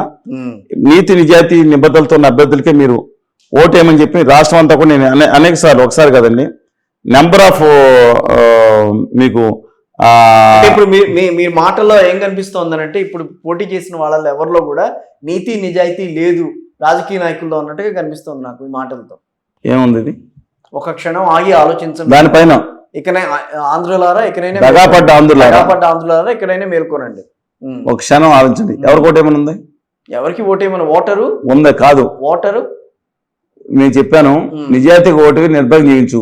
బొగ్గులు ముడిపెద్దంగా వేసి బంగారం రమ్మంటే రాదు కదా. ఓటు పవిత్రమైంది, దాన్ని అమ్ముకోవద్దు, దాన్ని నమ్ముకుని సద్వినియోగం చేయి. నీతి నిజాయితీ ఉన్న అభ్యర్థులకి ఏ పార్టీ అయినా, స్వతంత్రులైనా కేవలం వారికే ఓట్లేయండి. మేము నియోజకవర్గ అవినీతి పనులు నేర్చేయడం దూరం పెట్టండి. చల్సాని గారు మీ మాట విన్నారా జనం? మన ప్రయత్నం, మీరు ముందు అడ్డంగా కొట్టొద్దు, మద్యం తాగి పడిపోవద్దు రోడ్డు మీద అని చెప్తాను ఎవరికైనా తెలిసిన వాళ్ళకి. ఇంటే అంటారు. అలాగని మనం చెప్పకుండా మానే కదా. నేను ఒక్కడనే ఉండొచ్చు, 10 మంది ఉండొచ్చు, 100 మంది ఉండొచ్చు సమాజంలో. నేను ఖచ్చితంగా చెప్పాను. ఇది ఇప్పుడు పోస్టర్ కాదు, 2014-19 వేసిన పోస్టర్లు. ఇప్పుడు కూడా చెప్పాం, మీ పాత చూశారు. ఇప్పుడు కూడా అదే నాకు నా స్టాండ్ మనం 2004లో కూడా చెప్పాను. మంచి వాళ్ళని ఎన్నుకోండి. మీ నియోజక ఒక రిటైర్డ్ టీచర్ ఉంటాడు, ఒక రిటైర్డ్ జర్నలిస్ట్ ఉంటాడు, లేదా సంఘ సేవకులు ఉంటారు. వాళ్ళని ఎన్నుకోకూడదండి వీళ్ళు. ఎందుకని ఈ పార్టీలో వర్గాల్లో వారసత్వ నాయకులనే, ఈ కులాలనే, ఈ మతాలనే, ఈ డబ్బులు ఇచ్చిన వాళ్ళని ఎన్నుకోవాలా? కాదండి. మా ఓటు మురిగిపోదో. మీరు ఎవరు గెలిచినా మీ ఓటు నిజంగా 20,000 30,000 మంచి అభ్యర్థికి ఓటేస్తే, నీతి నిజాయితీలో ఉన్న అభ్యర్థికి ఓటేస్తే అది సద్వినియోగపరుస్తుంది. నెక్స్ట్ టైం ఈ దొంగలకు ఉన్న వాళ్ళకి ఓట్లు లేకుండా వాళ్ళకి సీట్లు ఇస్తుంది ఏ పార్టీ అన్నా. ఈ 100 కోట్లు ఉంటే ఉండింది బాయ్. వాడు అరే ఏమి లేకుండా 30 రోడ్లు తెచ్చుకున్నాడు, మంచి వాళ్ళకి ఇద్దాం. బొగ్గుని ముడిపెద్దం వేసి చెప్పాను కదా, బంగారం దాయ్ దాయ్ దాయ్ అంటే మొహం మీద కొట్టే రివర్స్ వచ్చేది బొగ్గుబడి. నేను చెప్పింది సత్యం. అందుకని నేను ఎలా ప్రచారం చేశాను. అందుకని ఏ పార్టీ గెలవాలంటే ఈ ఉత్తర భారతీయ జనతా పార్టీకి బానిసలుగా ఉన్న పార్టీలు ఏదైతే ఉన్నాయో, ఆంధ్రప్రదేశ్ హక్కులు ఆత్మగౌరవం ఢిల్లీ నడి బజార్లో తాగడ పెట్టారో, వీళ్ళు ఎవరి మీద నాకు ఇంట్రెస్ట్ లేదు. కనీసం వామపక్ష పార్టీలోనే గట్టిగా నిలబడమే. వారు 16 చోట్ల పోటీ చేస్తున్నారు. అలాంటి వాళ్ళు పోటీ చేయాలి. వాళ్ళకి అసలు ఏమన్నా ఉందే మద్దతు? అరకు లోయలో ఖచ్చితంగా గణనీయమైన సంఖ్యలో ఓట్లు వస్తాయి వామపక్షాలకు వస్తాయి. అలాగే కొన్ని చోట్ల పోటీ చేశారు, విజయవాడ సెంట్రల్ కానీ అలా కొన్ని చోట్ల డెఫినెట్గా నేను రావాలని. కమలాపూర్లో కొంతమంది పోటీ చేశారు. రైతు సంఘం నాయకులందరూ రావాలని కోరుకుంటున్నాను. సో అయితే మీరు చెప్పిన దాన్ని బట్టి విశాఖ, శ్రీకాకుళం, ఆ 3 జిల్లాల్లో 34లో 20 స్థానాలు, ఈస్ట్ వెస్ట్ గోదావరిలో 25 స్థానాలు. ఓ, కృష్ణా గుంటూరు జిల్లాలో మళ్ళీ 25 నుంచి 27 స్థానాలు. ఇవన్నీ మీరు చెప్పేవన్నీ తెలుగుదేశం పార్టీకే, ఉత్తర భారతీయ జనతా పార్టీ కూటమికి. తెలుగుదేశం అనరే ఎందుకని కారణం? వారు చెప్పారు, గవర్నీయులు మాజీ ముఖ్యమంత్రి చంద్రబాబు నాయుడు గారిని ఇది తెదేపా కూటమికి కదండి అని జర్నలిస్టు గారు అడిగినప్పుడు, ప్రముఖ జర్నలిస్టు మీడియా యజమాని అడిగినప్పుడు ఇది ఎన్డీఏ అనే చెప్పారు ఆయన. ఇప్పుడు నన్ను అనుకుని కాదు, ఆయన అన్నారు కదా, అది ఎన్డీఏ అంటే ఉత్తర భారతీయ జనతా పార్టీ అండుకో కూటమి. సరే, ఓకే. కృష్ణా గుంటూరు 25 మీరు అన్నది. ప్రకాశం నెల్లూరు 12-13 సీట్లు ఉన్న 22కి బా ఎంత అయిందండి? అయిపోయింది ఆల్మోస్ట్ 82 నుంచి పీక్కి వెళ్తే 88కు, అంటే ఒక మెజార్టీ వచ్చిన ఈ కోస్తా జిల్లాలను కూడా రావచ్చేమో తెలియదు, కానీ అది హైయెస్ట్ 82 నుంచి వస్తుంది. లోయెస్ట్గా అయితే 70 కూడా రావచ్చు. కడప జిల్లా, మరి రాయలసీమలో 4 జిల్లాల్లో 52 సీట్లు. 52లో మోడీ గారు రాకముందు ఈవెన్ కడపలో కూడా తెలుగుదేశం 5 సీట్లు పోటీచ్చింది. కడప మాధవ్ గారు ఇచ్చిన పోటీ చరిత్రలో గట్టిగా నిలిచిపోతుందండి. ఇవాళ అంటే దాంట్లో కాంగ్రెస్ కూడా పెట్టారు, కాంగ్రెస్ పార్టీ 7% ఓట్లు చేస్తుంది. షర్మిల గారు ఉన్నారు కాబట్టి, షర్మిల గారి పైన ఆవిడ గురించి తక్కువ మాట్లాడుకుందాం. ఎందుకని ఆవిడ గురించి తక్కువ మాట్లాడుకుందాం? ఎందుకంటే వారు మాట్లాడుతున్న మాటలు కానీ, ఆవిడ అసలు ఆంధ్రప్రదేశ్ నాకు సంబంధం ఏంటి? ఆడపిల్ల, ఒక మోడరేటర్గా మీరు మాట్లాడుతుంటే టీవీలో మీ భార్య ఎక్కడ, ఆవిడ ఇవన్నీ కూడా వ్యక్తిగత విషయాలు మీతో మాట్లాడి అనవసరం కదండి. అది మాట్లాడి ఆడపిల్ల ఆవిడ ఎక్కడ ఉంటే అక్కడే, నాకేంటి ఆ పక్క రాష్ట్రంతో సంబంధం అని, అక్కడ ప్రత్యేక హోదా కోసం, విభజన కోసం ప్రాణం పణంగా పెట్టి పనిచేస్తున్నా, మనుషులు చచ్చిపోతున్నా, కన్నీటి బొట్టు కాల్చడం కాదా, కరురెప్ప కూడా చూపించలేని ఆవిడ వచ్చి, వాళ్ళు వచ్చి ప్రత్యేక హోదా కోసం మాట్లాడేవాడు ఎవడు లేడు, నేను వచ్చాను ఆవిడ ఉద్యమాన్ని చేసుకోమనండి. ఉద్యమాన్ని తక్కువ చేస్తే మాత్రం ఆవిడ ఎంత గొప్ప లీడర్ అయినా సరే, ప్రాణ త్యాగాలు చేసిన ఉద్యమాన్ని, ఆమాందీక్ష చేసిన ఉద్యమాన్ని చిలకం చేస్తా, చిలకం చేస్తా ఉంటే ఈవిడ వచ్చిన తర్వాత ఉద్యమాలు మొదలైనయా చెప్తారండి? ఆవిడ అనగమాల బంద్ చేయాలా? మేము చేయం. చాలా పెద్ద రాజకీయ నాయకులు కాంగ్రెస్ పార్టీకి సంబంధించి వాళ్ళంతా రేపు రాబోయే రోజుల్లో కాంగ్రెస్ పార్టీ 29కి రెడీ అవుతోంది. అవమానండి ఆంధ్రప్రదేశ్ ని. నేను చెప్తున్నా, ఎస్ రాహుల్ గాంధీ గారి మీద నేను ఢిల్లీలో సభలో కలిసినప్పుడు ఆయన చెప్పారు హోదా మీద మొదటి సంతకం అని. నేను తర్వాత చంద్రబాబు నాయుడు ధర్మపారదేశ్కి వచ్చినప్పుడు ఇద్దరం కూర్చున్నాం అక్కడ. నేను అడిగాను, are you going to stand at any cost, ఎందుకంటే తల్లి గారు అన్యాయం చేశారు ఆంధ్రప్రదేశ్ విభజన విధానంలో అనే భావం ఉన్నట్టుంది. ఆయన కళ్ళల్లో నిజాయితీ కనపడింది.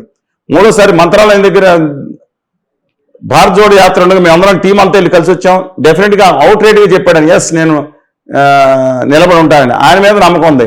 ఒక తండ్రి దాంట్లో ఆస్తుల కోసం వచ్చి నాకు మీడియాలో సంఘం రావాలి కదా అని బహిరంగ మాట్లాడినప్పుడు అదే చూసుకోవచ్చు కదా, ఆస్తులు సెటిల్ అయిపోతే వచ్చేవారు ఆవిడ. She fought vehemently. ఆవిడని అప్రిషియేట్ చేయాల్సింది ఏంటంటే, మహిళని ఏదైనా నిలబడి ఆవిడ తెలంగాణలో పోరాడు చూసారా తెలంగాణ హక్కుల కోసం. కానీ రేవంత్ రెడ్డి గారు చెవులని రక్తాలు వచ్చినాయి ఇచ్చిన తిట్లకి. నిజంగా అండి, సోనియా గాంధీ దగ్గర అసలు ఈయనుంటే కనుక ఆవిడ ఎక్కడికన్నా అసలు హిమాలయాలకు తపస్సు చేసుకుని వెళ్ళిపోయి ఉండేవారు. కూడా తిట్టింది కాబట్టి ఆంధ్రప్రదేశ్ లో కూడా ఏం తక్కువ కాదుగా. 2010 నుంచే తిడతా ఉన్నారు. 14 సంవత్సరాలు, 10 నుంచో 11 నుంచో, అప్పుడు ఆ యాత్ర ఉన్నప్పుడు కూడా తిడతా ఉన్నారు. నేను అన్నాను, అందుకని ఇవాళ అకస్మాత్తుగా మారిపోయి వచ్చినా తప్పులేదు, రాజకీయం వాళ్ళది. కానీ వారు మా నాన్నగారు ఆస్తుల గురించి సెటిల్మెంట్ అది చేసుకోమండి, ఐ డోంట్ మైండ్, వారి ఫాదర్ రాజు ఇష్టం. కానీ హోదా ఉద్యమం నేను లేనప్పుడు లేదు. ఏంది మాట్లాడుతున్నారు ఆవిడ? పైగా మొత్తం 175 కాన్స్టిట్యున్సీలు ఎవరికి ఏదో ఒకరిద్దరు పెద్దలు ఉన్నారు, రఘువరెడ్డి గారు, గిడుగుద్రాజు గారు అంటే మరి వాళ్ళకని చూశాను. 173 కాన్స్టిట్యున్సీలో ఒక పైసా కూడా ఇవ్వలేదంటండి. కానీ అక్కడ సపోర్ట్ గా రేవంత్ రెడ్డి గారు, డికే శివకుమార్ గారు మహామహులు ఉన్నారు అన్ని విధాలుగా ఉండడానికి. ఎక్కడ పరిస్థితి మీకు చెప్పండి. ఇంకోటి చెప్తున్నాను, కడప జిల్లాలో ఆవిడ పోటీ మీరు కావాలని ఇంటర్వ్యూ చేయండి. కడప జిల్లాలో ఆవిడ పోటీ చేసిన అభ్యర్థులు కూడా సాయం చేయలేదు. ఈవిడ ఒక్కావిడే మరి ఆవిడ పంచుకున్నారు, ఆవిడ ఇష్టం. కానీ భారతీయ జనతా పార్టీ కూటమికి పరోక్షంగా సహకరించారని ఆరోపిస్తున్నాను నేను. అట్లా ఎస్, ఏ ప్రాతిపదిక దానికి? నేను ప్రాతిపదిక ఎవరు క్యాండిడేట్లు పెట్టారు, ఎవరు కనుక్కున్నారు చూడమనండి. నర్సాపురంలో ఎవరిని ఫిక్స్ చేశారు? రఘురామకృష్ణరాజు గారు సన్నిహితులు అయి ఉండొచ్చు, ఐ రెస్పెక్ట్ హిమ్ అదర్వైజ్. ఎందుకంటే వాళ్ళ మనవడి పేరే ఎడుగురు సందీప్ రాజశేఖర రెడ్డి గారు. రఘురామకృష్ణ మనవడి పేరు వైఎస్ రాజశేఖర రెడ్డి గారు, తెలుసు కదండి. డాక్టర్ గారు మనవడు, ఈయన మనవడు కూడా. మరి ముందర కానీ రఘురామకృష్ణరాజు గారు తర్వాత వేరే పార్టీలకు బీజేపీ ఇవ్వలేదు, మోసం చేసింది, నమ్మద్రోహం చేసిందని ప్రేమ ఉన్నప్పుడు తర్వాత సంగతి. అలాగే కందుకూరు లాంటి అనేక సీట్లను ఎలా చేశారో ఒకసారి అడగండి, అభ్యర్థులను అడగండి. అక్కడ తిరుగుబాటు చేసిన అభ్యర్థులు అడగండి. మీరు 173 మందిని ఇంటర్వ్యూ చేయండి. చింతామోహన్ గారిని తీసుకొచ్చి ఇంటర్వ్యూ చేయండి. చింతామోహన్ గారు, అవును. మస్తానవాది గారు చెప్తారు లేదు నాకు. అలాగే సుంకర పద్మశ్రీ గారిని చేయండి. ఇంకా చాలా మంది ఉన్నారు, అందరిని చేయండి. మీరు వాస్తవాలు బయటకు వస్తాయంటారు. ఖచ్చితంగా రావాలి. నేను ఆవిడ ఉద్యమం కలిసి చేద్దాం, ఉద్యమం ఇబ్బంది లేదు. నేనే పెత్తనం చేస్తా, మాకు అక్కర్లా, అందరూ కలిసి ఎవరు చేసినా పర్వాలేదు. సిపిఎం పార్టీ అన్ని పార్టీలు ఉన్నాయి. ఇవాళ నేనే మాట్లాడితే రాజశేఖర రెడ్డి బిడ్డ బిడ్డ బిడ్డ బిడ్డ అయితేనండి. ఇవాళ ఆంధ్రప్రదేశ్లో జరుగుతుంది. ప్రజల ప్రాణాలతో ముడిపడి ఉన్నాయి, సమస్యలు ఉన్నాయి. విశాఖపట్నం ఉక్కు కర్మాగారం, నేను వచ్చి అక్కడ కూర్చుంటాను. ఏందండి అంతకుముందు ఎందుకు ఖండించలేదు? మమ్మల్ని అరెస్ట్ చేసినప్పుడు నాన్న ఇబ్బందులు పెట్టిన మోడీ గారు వచ్చినప్పుడు ఒక్క కంటి బొట్టు చుక్క రాలేదే. మాగా ప్రాణాలు కోల్పోయినప్పుడు రాలేదే. దౌర్జన్యకాండ జగన్మోహన్ రెడ్డి గారు అజమాయిషిలో ఆంధ్రప్రదేశ్లో అనేక మంది ఒక దళితుల్ని చంపేసి డెడ్ బాడీని ఘోరంగా పార్సల్ చేసి పెట్టామని చెప్పి అధికార ప్రతినిధి టీవీలో మాట్లాడుతుంటే ఖండించడానికి నోరు రాలేదే. గరపూర్ అంతకుముందు ఇష్యూలు జరిగినప్పుడు మేము వెళ్ళి గరపూర్లో అక్కడ ఆమరణ విరమింప చేశాను. నేను అక్కడున్న దళిత పెద్దలు, విద్యులు వాళ్ళందరితో మాట్లాడానే. ఒక మాట కూడా ఆవిడ నోటమ్మటి రావట్లేదు. ఉద్యమం ఎలా జరిగిందో వీడు భజన చేసుకుంటే తిరగాల. రాజశేఖర బిడ్డ మాట మార్చదని తెలంగాణలో ఎన్నిసార్లు చెప్పారు? నాకు రాష్ట్రానికి సంబంధం లేదన్నారు. పక్క రాష్ట్రం పేరు ఉచ్చరించడానికి కూడా పక్క రాష్ట్రం అన్నారు. ఆంధ్రప్రదేశ్ ఎంత పాపం చేసిందా? నేను రాష్ట్ర పని జరిగింది. నేను తెలుగు జాతి ఒక్కడే ఉండాలనుకున్నా. తెలంగాణ కాదు, ఎక్కడున్నా తెలుగు బిడ్డలు ఎక్కడున్నా కావాలంటే నాకు అక్కర్లేదని నేను ఖచ్చితంగా నిలబడి ఉంటా. అంతేకాని మా అమ్మ ఆదిలాబాద్ లేకపోతే మహబూబ్నగర్లో చెంచుల గ్రామాల్లో లేకపోతే మన భద్రాచలం ప్రాంతాల్లో హెల్త్ క్యాంప్ పెడితే అన్ని ప్రాంతాల్లో పెడతాను. ఆ తెలుగు జాతి 13.5 కోట్ల తెలుగు జాతి పడిపోతే దాని గురించి మాట్లాడకుండా వాడు ఎవరికి ఎన్డీఏ కూడా మద్దతు ఇవ్వలేదు. ఆవిడ ఎన్డీఏ కానీ అడుగుతున్నాను నేను మిమ్మల్ని. నాకు కొన్ని కనపడినాయి. రాహుల్ గాంధీ గారి మీటింగ్ ఎక్కడ పెట్టించాలి? బీజేపీ ఎక్కడ పోటీ చేస్తున్నావు? పురంధేశ్వరి గారు ఉన్న దగ్గర పెట్టించాలి. గిడుగు రాజరాజు గారు ఉన్న దగ్గర పెట్టించాలి. అలాగే అక్కడ ఎవరండి సీఎం రమేష్ గారు పోటీ చేసే దగ్గర పెట్టించాలి. అనకాపల్లి రాజంపేటలో కిరణ్ కుమార్ రెడ్డి గారు ఉన్న దగ్గర పెట్టించాలి. ఎక్కడ పెట్టించారు ఆవిడ? కడపలో. ఓకే, సరే మీరు అడిగారు నన్ను, అందుకని చెప్పాను. టాపిక్ డైవర్ట్ అయిపోతుంది. ఆవిడ మీద నాకు ఎలాంటి ఒక ఉద్యమాన్ని గౌరవించాలి. ఉద్యమ నేతగా వారు ఒక పరిష్కారం నేను ఆలోచిస్తున్నప్పుడు అందరినీ కలుపుకుని ఒక రాష్ట్ర హక్కుల కోసం చేయాలి తప్పితే ఏకపక్షంగా ఎలాగా సీట్లు ఏమని రాశారు? I'm leaving the following seats CPI. Leaving అవడానికి జాగీర్ ఏమన్నా? ఆ పదజాలం లీవింగ్ అనే పదజాలం పేపర్లకు మీడియాలో పంపించిన పదజాలం వెరిఫై చేయండి. అది తప్పండి. ఆవిడ తక్కువ ఆవిడ కదా, 2009 నుంచి 10 నుంచే పాలిటిక్స్లో ఉన్నారు కదా. She gain lot of experience. ప్రజా ఉద్యమంలో నిజమైన పాదాల మీద పాదయాత్ర చేశారు. రేవంత్ రెడ్డి గారి గురించి అన్నారు కదా, కాకుండా ఆవిడ పాదయాత్ర చేశారు. అనేక మాటలు ఎదుర్కొన్నారు. కొందరు శంకర్ గారి గురించి ఆవిడ మాటలు పడ్డారు. కానీ అంత పవర్ఫుల్గా కౌంటర్ ఇచ్చారు. ఒక మహిళగా ఆవిడ మీద అవమానం జరిగితే ఖచ్చితంగా ఖండించాలి మనం. కానీ ఆవిడ చాలా గట్టిగా ఇచ్చారు. ఏమని? శంకర్ నాయక్ గురించి మీరు ఏదైనా మగతనం గురించి నేను మాట్లాడితే ఆయన మగతనం నేను మాట్లాడతాను, వాళ్ళ పెళ్ళం భార్య వాళ్ళు చెప్పాలి కదా అన్నారు. మరి అది చిన్న కామెంటే అండి. అది ఒక అనుచిత పద్యావం లేని కామెంటా ఉంది. కాబట్టి ఆవిడ మీద చేసిన ఖండితం. ఆవిడ మాట్లాడలేదా? ఎవరిని స్పెక్ట్ డూ రెస్పెక్ట్ టు హెర్. కానీ ఉద్యమాన్ని కించిపరిచేటట్టు ఎవరు లేరు. అలా అనుకున్న పద్ధతి కాదు. మారాలని కోరుకుంటున్నాం రాష్ట్రం కోసం. ఆవిడకి అపరిమితమైన సంపన్నురాలు. వాళ్ళ ఫాదర్ నుంచి వచ్చిన ఫేమ్ ఉంది. పాదయాత్ర చేశారు, మేము చేసాం, ఎవరు పట్టించుకోలేదు మమ్మల్ని. ఆవిడ మొత్తం మీడియా అటు ఇటు ఉంది. ఆవిడ వెనకమాల బ్రహ్మాండ మీడియా ఉంది. ఇప్పుడు ఆవిడ ఏం చేసినా సూపర్ మీడియా ఉంది. పొద్దున్న సాయంత్రం 3 గంటలు 2 గంటలు లైవ్ పెడితే 2 గంటలు చూపిస్తారు వేసింది వేసి. అందుకని ఆవిడ సంగతి మీరు రోజు చూసుకోండి. పేపర్ మీడియాలో ఏమన్నా మీరు చూసుకోండి. నేను ఎందుకు అడగటం? సరే పక్కన పెట్టండి, మన టాపిక్ డైవర్ట్ అవుతాం. ఇప్పుడు రాయలసీమలో 52 జిల్లాల్లో మోడీ గారు ఆవిడ కాడి పడేసి 25, 26 తారీఖు అంత ముందు కూడా కడప తిరిగారు. రాష్ట్రం అక్కడ తిరిగి మొత్తం కాడి పడేసి కడపలో 15 రోజులు. She's commander in chief for PCC in Andhra Pradesh. 15 రోజులు కడపలోనే మకాం పెడితే మిగతా వాళ్ళు ఎవరు క్యాంపెయిన్ చేస్తారు? అన్ని కోఆర్డినేట్ చేసుకోవాలి కదా. అక్కడ కాంగ్రెస్ పార్టీ మీద, రాజశేఖర్ గారి మీద, లేదా కాంగ్రెస్ పార్టీ మీద గడపలో గెలవాలన్న ఆలోచన ఆవిడది. ఎట్లా అయినా సరే అవినాష్ రెడ్డి మీద గెలవాలని ఒకప్పుడు పర్సనల్ ఇష్యూస్ పెట్టుకోమనండి, ఆ, 75,000 ఓట్లు కూడా రాని పరిస్థితి నుంచి ఆవిడ వాళ్ళ డిపాజిట్కి వచ్చే పరిస్థితికి వెళ్ళారు. గెలిస్తే అద్భుతం జరిగినట్టే. ఓకే, ఆవిడ గెలుస్తుందని చెప్తున్నారు చాలా గెలిస్తే అద్భుతం జరిగినట్టే. డిపాజిట్ రావచ్చండి, డిపాజిట్ రావచ్చు అని అంటారు, మళ్ళీ గెలిస్తే అద్భుతం అని. డిపాజిట్ అదే అన్నాను, గెలిస్తే అద్భుతం జరుగుతాయి తప్ప గెలవడం కష్టం అంటున్నాను నేను. ఏదో ప్రపంచం అన్ని అంటారు కదా, అద్భుతం జరగాలి గెలవాలంటే, సామాన్యం గెలవరండి ఆవిడ. సో అద్భుతం అనేది ఇక్కడ పక్కన వైఎస్ జగన్మోహన్ రెడ్డి గారికి చెప్పారు. ఇది ఎవరన్నా సరే నేను చెప్తున్నాను, జగన్మోహన్ రెడ్డి గారు గెలవడానికి కొంత 5%, బాడీ గెలవడానికి 1% ఛాన్స్ ఉంటుంది అంతే. ఎవరు షర్మిల గారు గెలవకూడదని నేను కోరుకుంటున్నా. మళ్ళీ చెప్తున్నా, ఎందుకంటే మల్లికార్జున ఖార్గే గారు ప్రధానమంత్రి అయితే హోదాకి 6 నిమిషంలో సంతకం పెట్టేస్తారు. తెలంగాణకు కూడా అన్యాయం చేయరు. ఆదాని గారి కంపెనీ కనుక దేశంలో మళ్ళీ తిరిగి రాకుండా ఉంటే ప్రజాస్వామ్యం తిరిగి నిలబడుతుంది. సో రాహుల్ గాంధీ రావాలి మీకు మళ్ళీ అన్నారు. రాహుల్ గాంధీ గారు అవుతారా, మల్లికార్జున ఖార్గే గారు అవుతారా, తెలుగు తెలిసిన పాత హైదరాబాదీ వాసి, ఓల్డ్ హైదరాబాద్ స్టేట్ వాసి, తెలుగు తెలిసిన నేత. కానీ ఒకటి శ్రీనివాస్ గారు, ఖార్గే గారు సీనియర్ మోస్ట్. ఈ అన్ని అంశాలు కూడా పెద్దగా ప్రభావితం చూపించాల మొన్న ఆంధ్రప్రదేశ్ ఎన్నికల్లో. కరెక్ట్ గా జగన్మోహన్ రెడ్డి గారు ఏం చేశారు, చంద్రబాబు నాయుడు గారు ఏం చేస్తారు. జగన్మోహన్ రెడ్డి గారు ఉండాలా పోవాలా అనే పెద్ద మీద ఎన్నికలు ముఖ్యమైన సెంటర్ గా మారిపోయినాయి. ఇంకోటి చెప్తున్నాను, మేనిఫెస్టో ప్రత్యేక పరిస్థితుల్లో జరిగిన ఎన్నికలు అని అనుకోవచ్చా వీటిని? పార్టీలన్నీ దౌర్భాగ్య స్థితికి తీసుకెళ్లిపోయి పర్సనల్ దోషంతో జరిగిన ఎన్నికలను కానీ బాధపడదాం.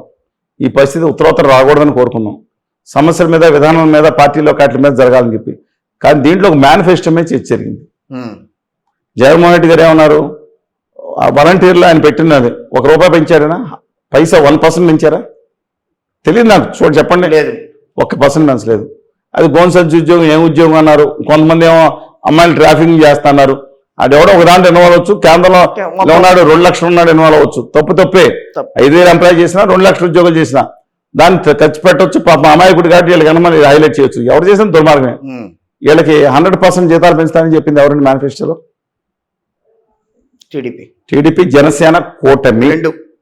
ఈ రెండు మరి శ్రీలంక అయిపోతుందన్న అమ్మఒడికి 13,000 అయిపోతుంది. 5 క్యాండిడేట్లనే 75,000 ఇస్తానని చెప్పింది ఎవరండి? ముగ్గురున్న కూటమి. 18 ఏళ్ళు నిండి మహిళలకి ముగ్గురు లేరు, దాంట్లో ఇద్దరే ఉన్నారు, ఇద్దరు కూటమి. 18 ఏళ్ళు నిండి మహిళలకి irrespective of no condition separate 1,500 pocket money గాను. 59 ఏళ్ళు నిండే వరకు పెన్షన్ ఓసీలకి, అవును. బీసీలకి 50 నిండే వరకు అక్కడికి, 50 నుంచి అక్కడ మిషన్ తగ్గుకుంటుంది. మళ్ళీ 4,000 ఇస్తారు వాళ్ళకి. అవును. ఇది జగన్మోహన్ రెడ్డి గారి పాలనలో ఉన్న 3 నెలలు ఏప్రిల్, మే, జూన్కి ఎంత అవుతుందండి? ఓకే సార్, 12,000 4,000 చొప్పున 12,000 పెన్షన్ కాదు. ఆల్రెడీ ఇప్పుడు ఇచ్చేస్తున్నారు కదా, అందుకని ఏప్రిల్, మే, జూన్కి అంటే జూన్ నెల 4,000, ఏప్రిల్, మేలకి 2,000. ఎంతండి? కాదే, సబ్జెక్ట్ కరెక్షన్. 12,000 ఇస్తారని చెప్పి లేదు. ఓకే, 4,000 ఇచ్చారు కదండి. ఇంక మరి ఇచ్చేసారు. ఇప్పుడు 3,000 చొప్పున ఇస్తున్నారు కదా. ఆ 4,000 చొప్పున ఇస్తామంటే ఆ 1,000 యాడ్ చేస్తామని వాళ్ళ ఉద్దేశం. ఓకే, ఇది అంటే వాళ్ళకి 6,000, 7,000 మొదలు పెడతారు. దివ్యాంగులకి 9,000, 8,000 ఇస్తా ఉంటారు రాగానే. ఇవన్నీ కూడా ప్రభావితం చూపించింది బాగా. ఖచ్చితంగా ఆఖరిలో జగన్మోహన్ రెడ్డి గారు మేనిఫెస్టో వచ్చిందా పోల్చుకున్నారు.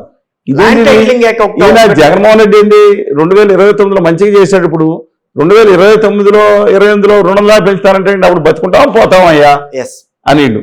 Gas cylinder free 3. కానీ ల్యాండ్ టైటిలింగ్ యాక్ట్ కూడా చాలా ఇబ్బంది పెట్టింది. మేజర్ ఇవాళ జగన్మోహన్ రెడ్డి గారు ఓడిపోవడానికి game changer land titling act. దాంట్లో అంత దౌర్భాగ్యం ఏంటి? ఆయన ఫోటో వేసుకుంటాం ఏంటండి?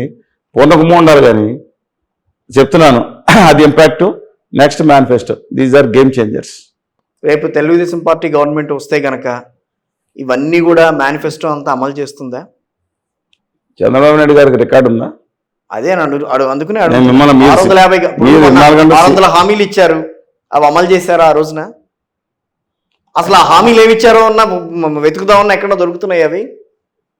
చంద్రబాబు నాయుడు గారు ఖచ్చితంగా ఈసారి విశ్వసనీయత కోరుకుంటారు కాబట్టి పెన్షన్ అయితే 4,000 పెంచుతారండి. పాత ఇస్తారులో పెన్షన్ పెంచుతారు. గ్యాస్ సిలిండర్లు కూడా కాస్ట్ ఎక్కువ అవ్వట్లేదు అంటారు. నాకు నెలకెంతో, అందుకని అది ఇస్తారు. కొన్ని కార్యక్రమాలు బస్సు ఫ్రీ చేస్తారు. సరే, శ్రీనివాస్ గారు అయితే డిసైడ్ అయిపోయారు, తెలుగుదేశం పార్టీ వచ్చేస్తుంది రేపు గవర్నమెంట్ అని. నేను రెండు విషయాలు, నేను రావాలంట్లా తెలుగుదేశం జనసేన కాంగ్రెస్ పార్టీ వైకాపా నేను రావాలని కోరుకుని వీళ్ళందరూ ఆ పార్టీలో మంచి వాళ్ళు ఉంటే ఓటేయమంటున్నాను. నేను తెలుగుదేశం వైకాపా జనసేనలో ఎవరు మంచి వ్యక్తులు ఉన్నా లేదా ఇండిపెండెంట్ ఉన్నా మంచి వాళ్ళు ఉంటే వాళ్ళ బెస్ట్ వాళ్ళకి ఇవ్వటమంట. అందువల్ల ఆ పార్టీలు రావాలని నేను కోరుకుంటున్నా. మీరు విశ్లేషణ అడిగారు, ప్రస్తుతం ఏప్రిల్ అది అన్ని జగన్మోహన్ రెడ్డి గారిని ఎక్కడానికి దాదాపు అన్ని దారులు మూసుకుపోయి ఒక్క మహిళలు గ్రామీణ ప్రాంతాల్లో 60% ఉపయోగిస్తే తప్ప ఇంక ఏమీ లేవండి. అందువల్ల దాదాపుగా తెలుగుదేశం కూటమి 100 నుంచి 105 స్థానాలు మినిమంలో. ల్యాండ్ టైటిలింగ్ యాక్ట్ టిల్ట్ అయిందనుకోండి 125కి వెళ్ళిపోవచ్చు. బేస్ ఓట్లతో తెలుగుదేశం పార్టీ అధికారం రావచ్చు. కానీ ఈ దిక్కుమాల పందాలు వేసుకున్న వాళ్ళకి చెప్తున్నాను, మా భీమవరంలో మొదలైన రాష్ట్రం అంతా దిక్కుమాల పందాలు. ఈ పందిగాళ్ళు ఏం చేస్తున్నారంటే, పందిగాడు కదండి, మా ఊళ్ళో అలా అంటారు. అలాగే వీళ్ళందరూ కూడా మొత్తం ఎక్కడెక్కడ ఇలా చేసుకుని 1 రాండెట్లు మెజార్టీల మీద వేసుకుని నేను చెప్తున్నాను, జగన్మోహన్ రెడ్డి గారు కనుక 1978లో అద్భుతం జరిగితే ఆయన వచ్చే అవకాశం కూడా అసాధ్యంగానే కనపడుతుంది. కానీ పాలిటిక్స్ లో nothing can be ruled out.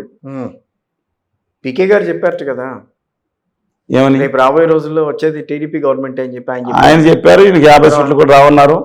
ఒక్కొక్కరు మంచి గ్లాసులు దగ్గర పెట్టుకుని. ఎవరు పీకే గారు అంటే చంద్రబాబు నాయుడు గారి ఉద్దేశంతో ఎవరైనా బీహారీ నోటేరియస్ డకాయిట్,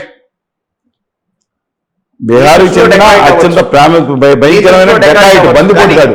కానీ ఆంధ్రప్రదేశ్ ప్రజల విషయంలో మాత్రం ఆయన చెప్పిందే వేదంట. ఇప్పుడు డకాయిట్ గాడు వాడు అనమాట.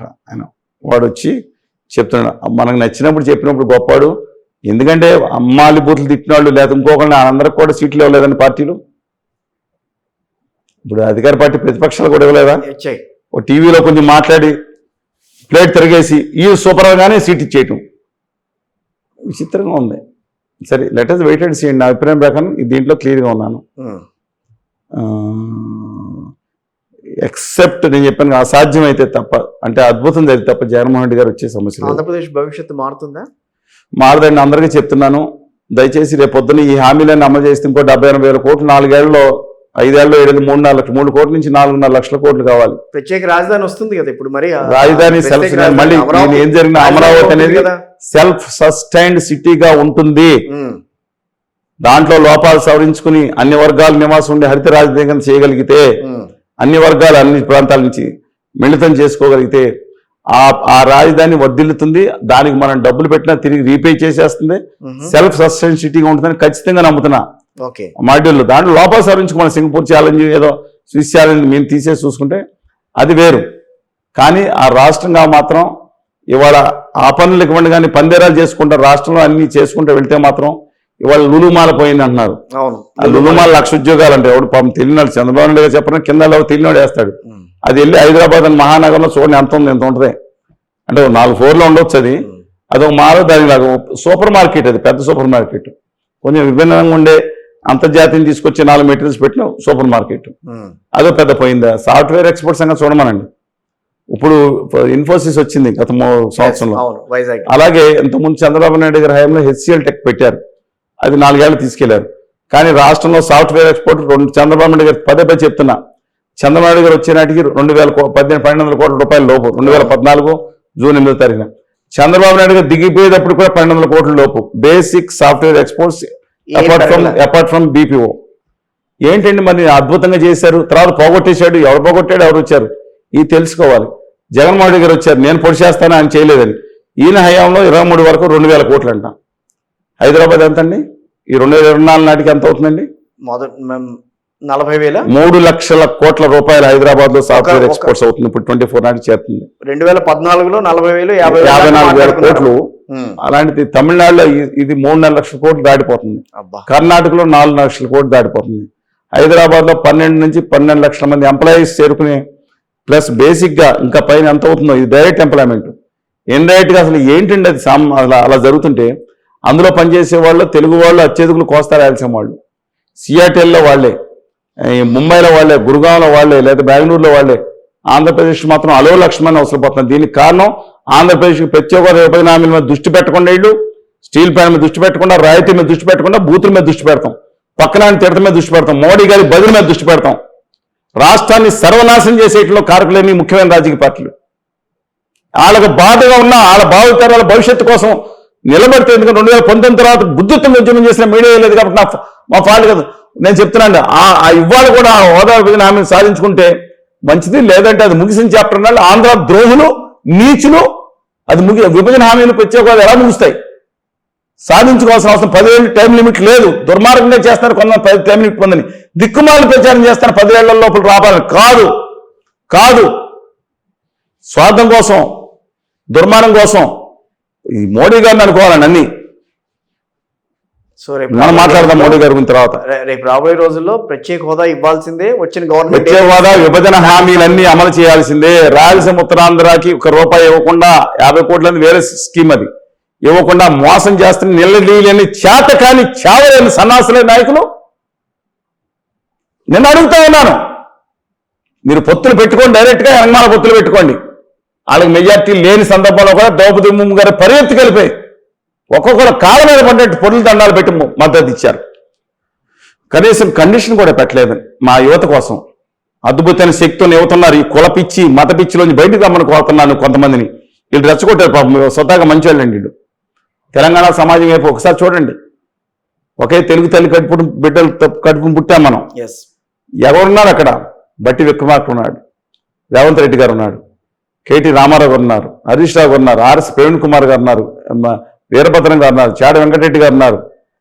అనేక మంది ఉన్నారు అక్కడ. నిలబడి కలేజీగా నిలబడి తమ హక్కుల కోసం పోరాడుతున్న ఒక తోటి తెలుగు బిడ్డ పోరాడుతుంటే చేతకాక చావ చచ్చి ఢిల్లీ పాఠశాల కాళ్ళ దగ్గర తలకాయ పెట్టానని బయటకు వచ్చి చెప్పుకున్నారంటే చెప్పించారు ఆ దుర్మార్గులు. ఒక ఆంధ్రప్రదేశ్లో ప్రధాన నాయకుడితో నేను తలకాయ కాళ్ళ దగ్గర పెట్టుకుని ఉంచేశాను మ్యాచ్ ఫిక్సింగ్ కోసం. నేను ఆంధ్రప్రదేశ్ హక్కుల కోసం, విభజన హామీల కోసం, బాధితుల కోసం, ఇన్సెంటివ్స్ కోసం, విశాఖపట్నం ఉక్కు కర్మాగారం కోసం, పొత్తుల కోసం పెట్టాను. చివాట్లు తిన్నాను, క్షమాపణ చెప్పాను వాళ్ళకని చెప్పుకుని ఏం కర్మ పట్టిందండి మనకి. సో ఈ ఎన్నికల్లో వచ్చే ఫలితాలన్నా అట్లీస్ట్ ఆంధ్రప్రదేశ్ ఖ్యాతిని కొంచెం ఇనుమడింపజేసే ప్రయత్నం వద్దా? ఖ్యాతిని ఫలితాలు ఇనుమడించేయడం కాదు, పాలకులు ప్రతిపక్షాలు ఏకమే తమ హక్కుల కోసం పోరాడి తెలుగు జాతి ఆత్మగౌరవాన్ని, ఆంధ్రుల హక్కులను నిలబెట్టినప్పుడు మాత్రమే పెరుగుతుందండి. భుజకీర్తులు తగిలించుకుని చప్పట్లో బాజా బంతుల మధ్యన ఎనగమాల ఏదైతే దుపట్టా ఎలా. మీరు 4వ తారీఖు సాయంత్రం వెయిట్ చేస్తున్నారు, అప్పటి వరకు ఎట్లా ఉంటుంది, ఏంటి సిచ్యువేషన్ ఎట్లా ఉంటుంది? నాకు అర్థమవుతుంది, మీకైతే అర్థమైపోయింది, అర్థమవుతుంది. ఒకవేళ ఏమన్నా జరగదు కూడా మీరు ఏం మనకైనా రాసండి. వీళ్ళన్నా వాళ్ళు ఈ డైరెక్ట్ కేంద్రానికి బానిసత్వం చేస్తారు, హక్కులు తరపు వాళ్ళు ఇండైరెక్ట్ గా తాకట్టు పెట్టి చేస్తున్నారు. వీళ్ళందరూ పోయి కొత్త తరం రావాలి, నవతరం. వచ్చే 29 ఎన్నికల నాటికి నాకు నిజంగా చెప్తున్నాను, ఉత్తర భారతీయ జనతా పార్టీ అన్యాయం నమ్మద్రోహం చేసింది. కానీ ఈ హామీల విషయంలో మొత్తం రాష్ట్రాన్ని అప్పులపాలు చేసేటట్టు మాత్రం వ్యవహరించలేదండి కొన్ని చోట్ల. వాళ్ళ మీద ఐడియాలజీ మీద నాకు భారతీయ జనతా పార్టీ మీద కోపం లేదు, కానీ వాళ్ళు ఆంధ్రప్రదేశ్ చేసిన అన్యాయాన్ని సవరించి, హోదా విభజన హామీలు ఇచ్చి, ఈ 9 సంవత్సరం బడ్జెట్లో పెట్టిన సవరించి వాళ్ళని అధికారులు రమ్మని ఐడియాలజీ మార్చుకోమనండి. ఈ ద్వేషభావం లేకుండా బీజేపీ అధికారులు ఎవరు రావద్దు. నాకేమనుకో కోపం అండి, కొలం గట్టి కాదా లేదే. వాళ్ళు నేను చెప్తున్నాను, తప్పేం లేదు. నేను చెప్పింది నా వాదనకు విభిన్నంగా అట్లా ఐడియాలజీ చేంజ్ చేసుకుని వాళ్ళు మా విభజన హామీలు అన్నీ అమలు చేసి అదే ఈ 9 బడ్జెట్లు చేసిన సవరించమండి, అధికారులు రమ్మనండి. ఎందుకు ఎలానకమాలు చేయటం ఎందుకు? లేదా కొత్త తరం రమ్మనండి. యువతరం శక్తిని నెత్తురు మండే యువకులారా రారండి అని వాళ్ళు రమ్మండి. ఈ పాత అవినీతి మైకిల్ మంటను తుడిచిపెట్టేసి కొత్త తరం రమ్మనండి, చూద్దాం. ఇప్పుడు కేంద్రంలో ఇప్పుడు 3వసారి అధికారంలోకి రావాలని చెప్పి మోడీ గారు ప్రయత్నం చేస్తారు. హ్యాట్రిక్ 400 పైచిలకు సీట్లు కావాలని అంటున్నారు. దక్షిణాది నుంచి 65 కావాలని కోరుకుంటున్నారు. అందులో భాగంగానే వీళ్ళందరితో కూడా పొత్తులు అనేది. మీ ఎక్స్పెక్టేషన్స్ ఏంటి? ఎవరైనా ఆయన మన జగన్నాథ్ స్వామి అంటే విశ్వానికి అంతటికీ దేవుడు అంటారు కదా. అవును, విశ్వానికి అంతటికీ దేవుడు జగన్నాథుడు, పూరి జగన్నాథుడు. ఆయన ఎవరు భక్తుడండి? బీజేపీ పార్టీ ఎంపీ, పూరి ఎంపీగా చేస్తున్న మా పాత్ర గారు మాట్లాడుతూ జగన్నాథ్ స్వామి మోడీ గారి భక్తుడని చెప్పి మాట్లాడారు. అందువల్లనే ప్రజలు వస్తున్నారు. మా హిందూ దేవుళ్ళని కూడా అంతకన్నా తగ్గించేసి 11వ అవతారం మీద మోడీ గారు భక్తుడు అంటాను. నేను చెప్తున్నా. రెండోది రావడానికి ఏంటంటే ఉత్తరప్రదేశ్ వెళ్ళారు గౌరవ్ మోడీ గారు. వెళ్ళి అక్కడ ఏం మాట్లాడారంటే వెళ్ళి ఏం మాట్లాడారంటే అలహాబాద్ వెళ్ళారు. అక్కడికి వెళ్ళి ఏం మాట్లాడారు అన్ని చోట తిరుగుతున్నారండి. నా తెలంగాణ అన్నారు. తెలంగాణలో తెలుగు జాతి కాంగ్రెస్ని అడ్డం పెట్టుకున్నారు. కాంగ్రెస్ని అడ్డం పెట్టుకుని కమిషన్ తీసుకుని నా తెలంగాణ పిల్లలు అన్న తెలుగు జాతి వాళ్ళు, నా తమిళులు, నా కన్నడిగలు, నా ద్రావిడులు, మలయాళీలు అంట బూతులు పెడుతున్నారు. ఉత్తరప్రదేశ్ వాళ్ళని గాలి తేరే అమ్మాన్ కర్రే అన్నాడే ఓట్ల కోసం అండి. ఎక్కడా తెలంగాణలో కానీ తమిళనాడులో కానీ కర్ణాటక కానీ ఉత్తరప్రదేశ్ వాళ్ళని ఎవరు బూతులు తిట్టాడండి? గుండెల్లో పెట్టుకొచ్చి వాళ్ళు వెళ్ళి భాష రాపిన వీళ్ళు వెళ్ళి వాళ్ళ భాషలో మాట్లాడుతున్నారే. తగ్గించి లిపి కూడా లేని భాషనే నా తెలుగు జాతి మీద, నా తెలంగాణ మీద, లేకపోతే మిగతా వాళ్ళ మీద అలహాబాద్ వెళ్ళి ఉత్తరప్రదేశ్లో 23 కోట్ల మందిని మా దగ్గర ఉన్న 4 కోట్ల మంది 9 కోట్ల మంది రెచ్చగొడతా ఉంటే ఒక ప్రధానమంత్రి నోటమ్మటి రావాల్సిన మాటలేనండి. దేనికోసం? ఓడిపోతున్నాననే బాధ. దానికోసమేమో అక్కడ పంజాబ్ వెళ్ళి మంగళసూత్రాలు లాగేసుకుంటారు ముస్లింస్, ఆమె ఆస్తులు రాసేస్తారు ముస్లింస్ అంటారా? మళ్ళీ ఉత్తరప్రదేశ్ అది కూడా ఏమన్యాయం అండి. అది ఒక ప్రధానమంత్రి గారు మాట్లాడాల్సిన మాటలు. ఇంకోటి కూడా ఉత్తరప్రదేశ్ మళ్ళీ వెళ్ళి దేన్ని రామజన్మభూమిని, దివ్యమంగళ స్వరూపం కొలువైన రామజన్మభూమిని బుల్డోజర్లు పెట్టి కూల్చేస్తారు కాంగ్రెస్ పార్టీను సమాజ్వాదీ పార్టీ. ఒక మతాన్ని వాడుకుని, కులాన్ని వాడుకుని, అన్నిటిని వాడుకుని దిక్కుమాలిన కుట్రలు చేస్తున్న సందర్భం ఏంటంటే నా అనుమానం ప్రకారం 343 లేదో అనుకుంటున్నారు. 240, 250 సీట్లు మించి రాకపోవచ్చు ఉత్తర భారత మొత్తం. ఎన్డీఏ కూటమి లేకపోతే ఎన్డీఏలో మేజర్ పార్టీ ఏదో తెలుసా? నితీష్ కుమార్ గారికి ఇచ్చినా రాదండి. తెలుగుదేశం పార్టీ అవ్వబోతుంది. ఇది కొంచెం నేను హెడ్లైన్ పెట్టుకోవాల్సిన అంశమే మీరు చెప్తున్న దాన్ని. వచ్చే దాని ప్రకారం తెలుగుదేశం పార్టీ గనక డెఫినెట్ గా కూటమి ఉంటే మేజర్ పాత్ర 2016 వాజ్పేయి గారిది, ఇది ఆదాని గారి ప్రభుత్వం. వాజ్పేయి గారు అయితే కొంచెం గౌరవమైన వ్యక్తి, మేము నమస్కారం పెట్టుకునే వ్యక్తి అండి ఆయన. ఆయన పాత పద్మాలు దొరకలేదు, నిజంగా గొప్ప వ్యక్తి, నిజంగా చెప్తున్నాను. అందువల్ల నేను 84లో అక్కడ స్పీచ్ ఇస్తున్నారు పోనా, అక్కడికంటే అక్కడికి వెళ్ళి విన్నాం ఆయన స్పీచ్ కూడా. సో ఇప్పుడు రాబోయే రోజుల్లో ఎన్డీఏకి వచ్చేది 240, 200 దరిదాపుగా ఎన్డీఏ కాదు బీజేపీ గవర్నమెంట్ చేస్తారు. మీరు కావాలన్నా కూడా 30 సీట్లు పెద్దగా దేశ ప్రజలు కనుక అదృష్టవంతులు అయితే కనుక వాళ్ళకి 200 లోపైతే సెకండ్ కొంతన్నా అదృష్టం ఉంటే కనుక 200 వస్తే ఈ ఆదాని గారిని పక్కన పెట్టి నితిన్ గడ్కరీ గారిని అయితే తెలంగాణ కానీ తెలుగు రాష్ట్రాలు కానీ ఈ దేశం కొంత బాగుంటుంది. కాంగ్రెస్ పార్టీ పుంజుకుంటుందా? చెప్తున్న జోడో యాత్రలు కానీ కాంగ్రెస్ పార్టీ 150 వస్తే కాంగ్రెస్ పార్టీ అధికారంలోకి వచ్చినట్టే. 100, 125 స్థానాలు వస్తాయనేది కూడా కష్టంగా ఉంది. కాంగ్రెస్ రావచ్చేమో మళ్ళీ పుంజుకునే అవకాశం అయితే లేదు. పుంజుకుంటే 50 స్థానాలు ఉన్నాయి కదా, 44 నుంచి 55 డెఫినెట్ గా. కానీ బీహార్లో తగ్గబోతున్నాయి, ఉత్తరప్రదేశ్లో స్టెబిలిటీ అయినా కొంత తగ్గుతున్నాయి, ఢిల్లీలో తగ్గుతున్నాయి, మహారాష్ట్రలో భారీగా నష్టపోతుంది బీజేపీ, కర్ణాటకలో నష్టపోతుంది, వాళ్ళకి సీట్లు పెరుగుతున్నాయి. తెలుగు జాతిలో ఉన్న సీట్లలో తెలుగు 2 రాష్ట్రాల్లో 25% సీట్లు వచ్చే అవకాశం కనపడుతుంట. విచిత్రం. దేశం అంతా తిరస్కరిస్తే, మోసం చేసిన లాభం చేసిన రాష్ట్రాలు తిరస్కరిస్తే నమ్మక ద్రోహం నయం చేసిన తెలంగాణ, ఆంధ్రప్రదేశ్ రాష్ట్రాలు ఆదరిస్తున్నాయంటే విచిత్రం. ఒరిస్సాలో పెరిగే అవకాశం ఉంది. పశ్చిమ బెంగాల్కి వెళ్ళి వచ్చాను నేను. మనం పశ్చిమ బెంగాల్లో కొంత అవకాశం కనపడుతుంది. అందువల్ల అవన్నీ కూడా 4 సీట్లు 2 సీట్లు నెగ్గొచ్చు. మహారాష్ట్రలో 20 సీట్లు పోవచ్చు. ఎందుకంటే బాలాసాహెబ్ థాక్రే శివసేన నేత వాళ్ళ కొడుకును పట్టుకుని డూప్లికేట్ అన్నాడు. ఈ డూప్లికేట్ పార్టీ అంటే ఒరిజినల్ కొడుకు ఎవరు మరి? ఈయన నిర్ణయిస్తారా? తప్పు కదండి. అలా రాజకీయాల్లో రాజస్థాన్లో గుజరాత్ 26కి 26 వచ్చినాయి. ఇప్పుడు 26 రావచ్చు. భూమి బుత్తులుగా రాజస్థాన్ 25కి 25 వచ్చింది, 24+4. ఈసారి తగ్గుతుందండి. మధ్యప్రదేశ్ 29 సీట్లు ఉన్నాయి. నకుల్నాథ్ గారిని, కమల్నాథ్ గారి కొడుకు అక్కడే ఆయన చింద్వారా సీట్లు నెగ్గారు. 29లో డెఫినెట్ గా కొంత తగ్గుతాయి. ఈశాన్య రాష్ట్రాల్లో మీకు మంచి డిఫరెన్స్ అండి, ఏముండదు. మణిపూర్ కాకుండా కాంగ్రెస్ నెగ్గొచ్చు 1 సీటు. అస్సాంలో మాత్రం 10 సీట్లు మళ్ళీ ఉత్తర భారతీయ జనతా పార్టీకి వచ్చే అవకాశం అండర్ కూటమికి. జమ్మూ కాశ్మీర్ 6 సీట్లే కాదు, 6 సీట్లే పెద్ద. దక్షిణాదిలో కేరళ అంటే కేరళలో త్రివేంద్రంలో సెకండ్ ప్లేస్ లోకి వచ్చింది. దేమే ఎవరైనా శశి థరూర్ గారు లాస్ట్ టైం ఎలమైన నెగ్గారు. ఇప్పుడు మరి తమిళనాడులో ఆల్రెడీ ఇంతకుముందు మీకు తెలుసండి, ఏది కన్యాకుమారి నెగ్గారు రాధాకృష్ణ గారు, పొన్ రాధాకృష్ణ గారు నెగ్గారు. తర్వాత తెలంగాణ గవర్నర్ గా ఉండి సంతకం తడి ఆరకముందే వెళ్ళి అక్కడ అభ్యర్థిని వేసేసి మళ్ళీ తెలంగాణకు వచ్చి ప్రచారం చేశారు. ఎవరో గవర్నర్ గారి విలువలని, అంటే అది పెద్ద కాదు, జడ్జీలు గారే సుప్రీం కోర్టు జడ్జి గారినే అవగానే రాజ్యసభ అమలు చేశారు. తమిళనాడులో అన్నమలై ప్రభావం ఉంటుందా ఉండదా మరి? తమిళసై గారు వీళ్ళిద్దరికన్నా పవర్ఫుల్ అన్నామలై గారు. అదే అన్నామలై దమ్మున్నాడు అన్నామలై గారు being Gounder contested from Coimbatore. అందుకే ఈ 3 సీట్లలో లోకేష్ గారు ప్రచారం చేసి వచ్చారు ఆయన కోసం. మన ఏం చేస్తున్న ఆంధ్రప్రదేశ్ నమ్మకం చేస్తే ఆ మురుగన్ గారైనా తెలుగు అయినా కేంద్ర మంత్రి ఆయన గారు ప్రచారం చేస్తే వేరే సంగతి. కానీ ఆ రాజ్యసభకి వెళ్ళారు. ఇవాళ ఆంధ్రప్రదేశ్ గురించి మాట్లాడకుండా అక్కడికి వెళ్ళారు. ఆంధ్రప్రదేశ్ హక్కుల గురించి మాట్లాడరు. ఢిల్లీకి వెళ్ళి ఆయనకు పాదకాంతమే వచ్చారు, ఏది వారణాసి వెళ్ళి. అందువల్ల నా అభిప్రాయం ప్రకారం 1,00,000 కోట్ల బుల్లెట్ ట్రైన్లు గుజరాత్కి వేసుకుంటారు మోడీ గారు. గుజరాత్ వాళ్ళు ఎందుకంటారని 1,00,000 కోట్లు చేసి ఎక్స్ప్రెస్ వేని గుజరాత్లో తిప్పి బొంబాయి తీసుకొచ్చారు. అందువల్ల 9,50,000 కోట్లు ఉజ్జాయింపుగా గుజరాత్లో ప్రాజెక్టులు నడుస్తున్నాయి, ఆన్లైన్లో ఉన్నాయి. మన తెలంగాణలో ఆంధ్రప్రదేశ్లో కేంద్ర ప్రభుత్వం ఏంటంటే 1,00,000 కాదండి అసలు ఉన్నాయి. ఈ పరిస్థితిలో మొత్తం గుజరాత్ దేశ సంపదనంతా అదానీ గారు వీళ్ళందరూ కలిసి ఆయన నాయకత్వంలో గుజరాత్కి మన ప్రధానమంత్రి మోదీ గారన్నా దేశ గౌరవ ప్రధానమంత్రిగా మనం అదానీ గారిని చెప్పుకుంటున్నారు చాలా మంది ఔపారిక స్టోరీ. ఎందుకంటే మీరు చూశారు కోలేమో ఆయన మైన్స్ లేనప్పుడు విదేశీ కోల్ బంద్ అన్నారు. ఆయన మైన్స్ అక్కడ ఓపెన్ అయ్యాయంటే ఆస్ట్రేలియా విదేశీ బొగ్గు కొనాలి అని పెట్టుకుని ఖచ్చితంగా ప్రతి రాష్ట్ర ప్రభుత్వం 10% విదేశీ బొగ్గు కొనమని రూల్ వేసింది. మాట్లాడేవాళ్ళు లేడండి, భయపడిపోతున్నారండి.